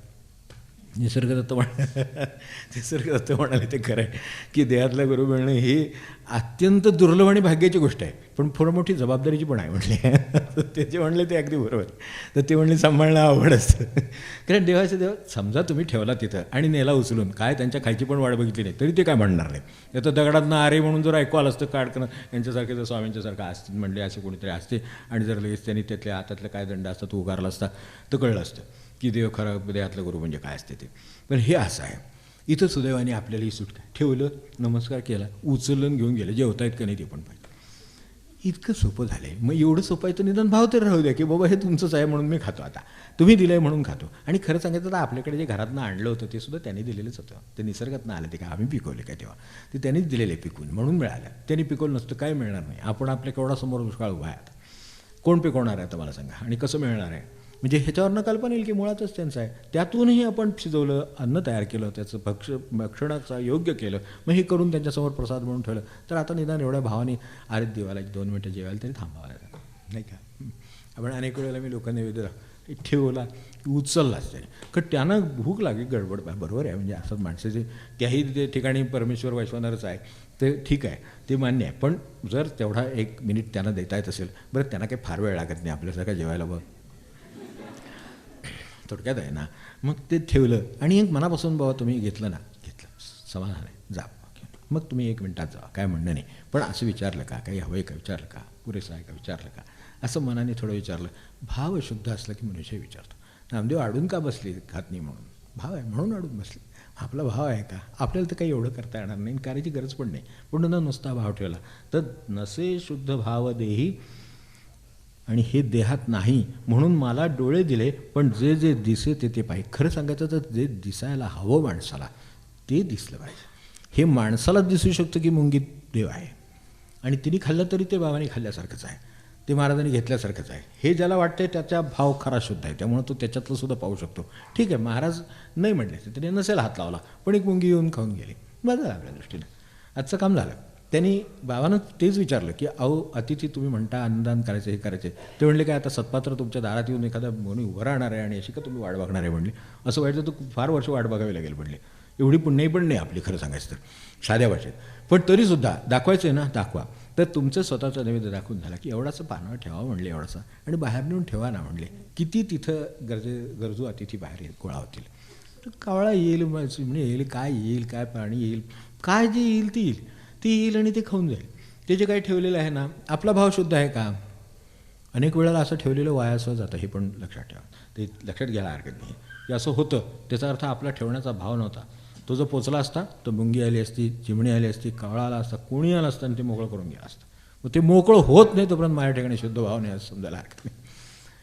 कुणी खाऊन गेलं तरी माझे महाराजच खाऊन जात आहेत ही ज्याची भावना आहे, किंवा देवच खाऊन जातो ही भावना आहे, त्याचं ते राहणारच नाही, त्याचं ते संपलेलं असेल.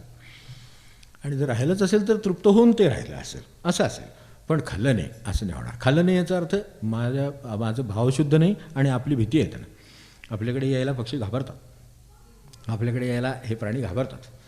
काय मी म्हणतो, उंदीर असेल, मुंगी असेल तर आणि काय असेल, ते आपल्याकडे यायला घाबरले नाही पाहिजेत, आपल्याकडे मोकळ्या मनानं आले पाहिजेत, हो की नाही. खरं सांगायचं तर आपल्याकडे मोकळ्या मनानं ते आले पाहिजेत आणि त्यांना आनंदाने ते राहिले पाहिजे आणि ते खाल्लं पाहिजे. मग ते खावं ह्याच्यासाठी आपण ठेवलेलं असलं पाहिजे. आपला भाव तसा पाहिजे, आपल्याला मिळून जाईल काय मिळायचं ते. खरं सांगायचं तर म्हटलं तर खूप सोपं. नसे शुद्ध भाव देही, नसे शुद्ध भाव देही, जे जे दिसे ते ते पाहे, जे जे दिसे ते ते पाहे. मन सांगा थोडे ज्ञान, मद सांगा थोडे ज्ञान, मद सांगा थोडे ज्ञान.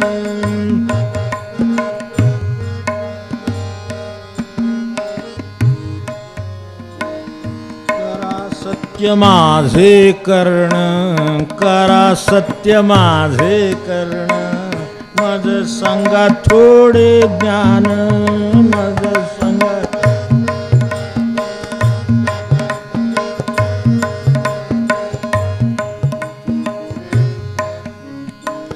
विश्वनाथ म्हणे स्थिती, विश्वनाथ म्हणे स्थिती, विश्वनाथ म्हणे स्थिती. दैव कर्माची निर्मिती, दैव कर्माची निर्मिती. आपण जशी कर्म करू तशी परिस्थिती वाटायला आलेली आहे. बदलली तर बदलणार परिणाम. आपल्या वाटायला आनंद, शुद्ध समाधान सगळं घरामध्ये. देवच येई त्याचे घरी, त्यांचा शब्द आहे, आपल्याला कल्पना आहे. विश्वनाथ म्हणे स्थिती, विश्वनाथ म्हणे स्थिती. दैव कर्माची निर्मिती, दैव कर्माची निर्मिती. मद सांगा थोडे ज्ञान, मद सांगा थोडे ज्ञान. करा करा सत्य माझे कर्ण, करा सत्य माझे कर्ण, करा सत्य माझे कर्ण. मज सांगा थोडे ज्ञान, मज सांगा थोडे ज्ञान.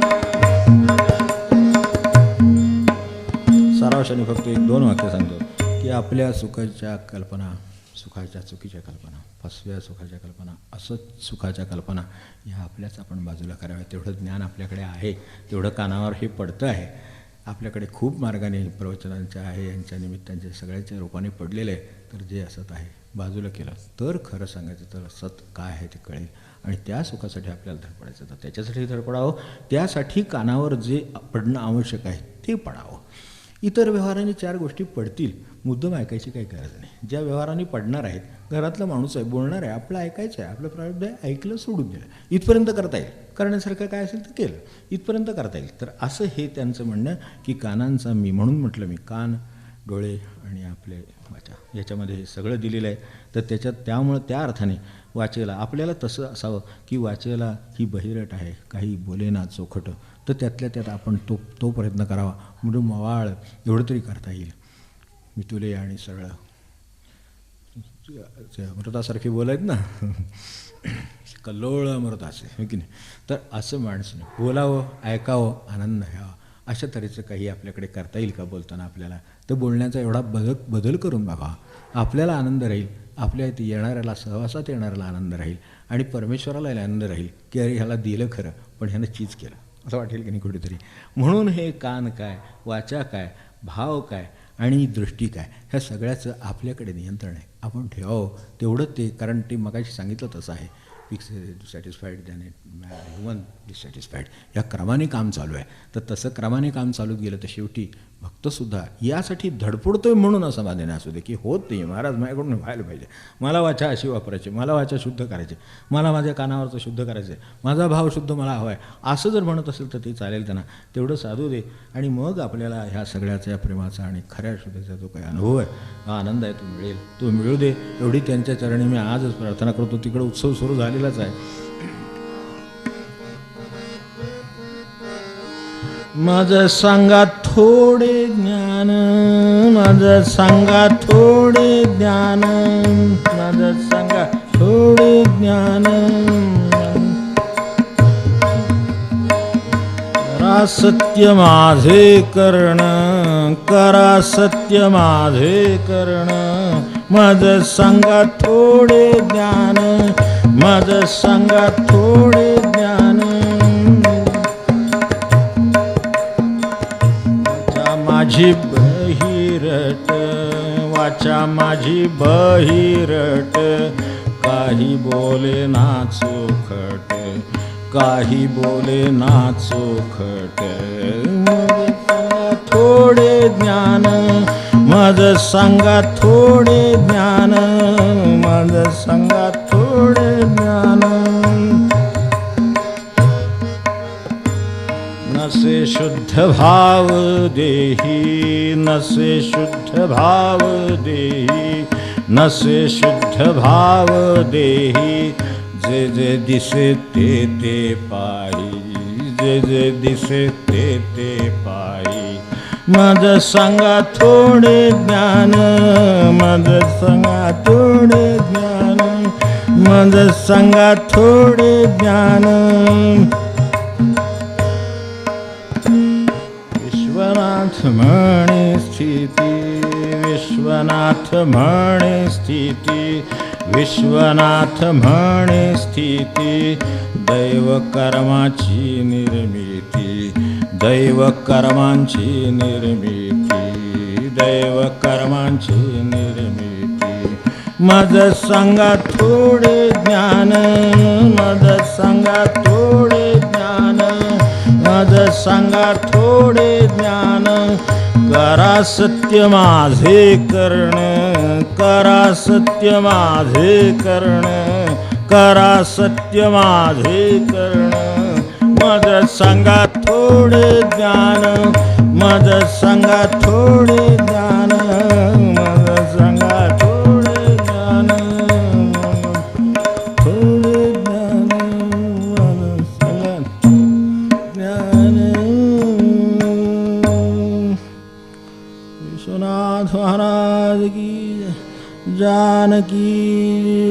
स्मरण जय जय राम.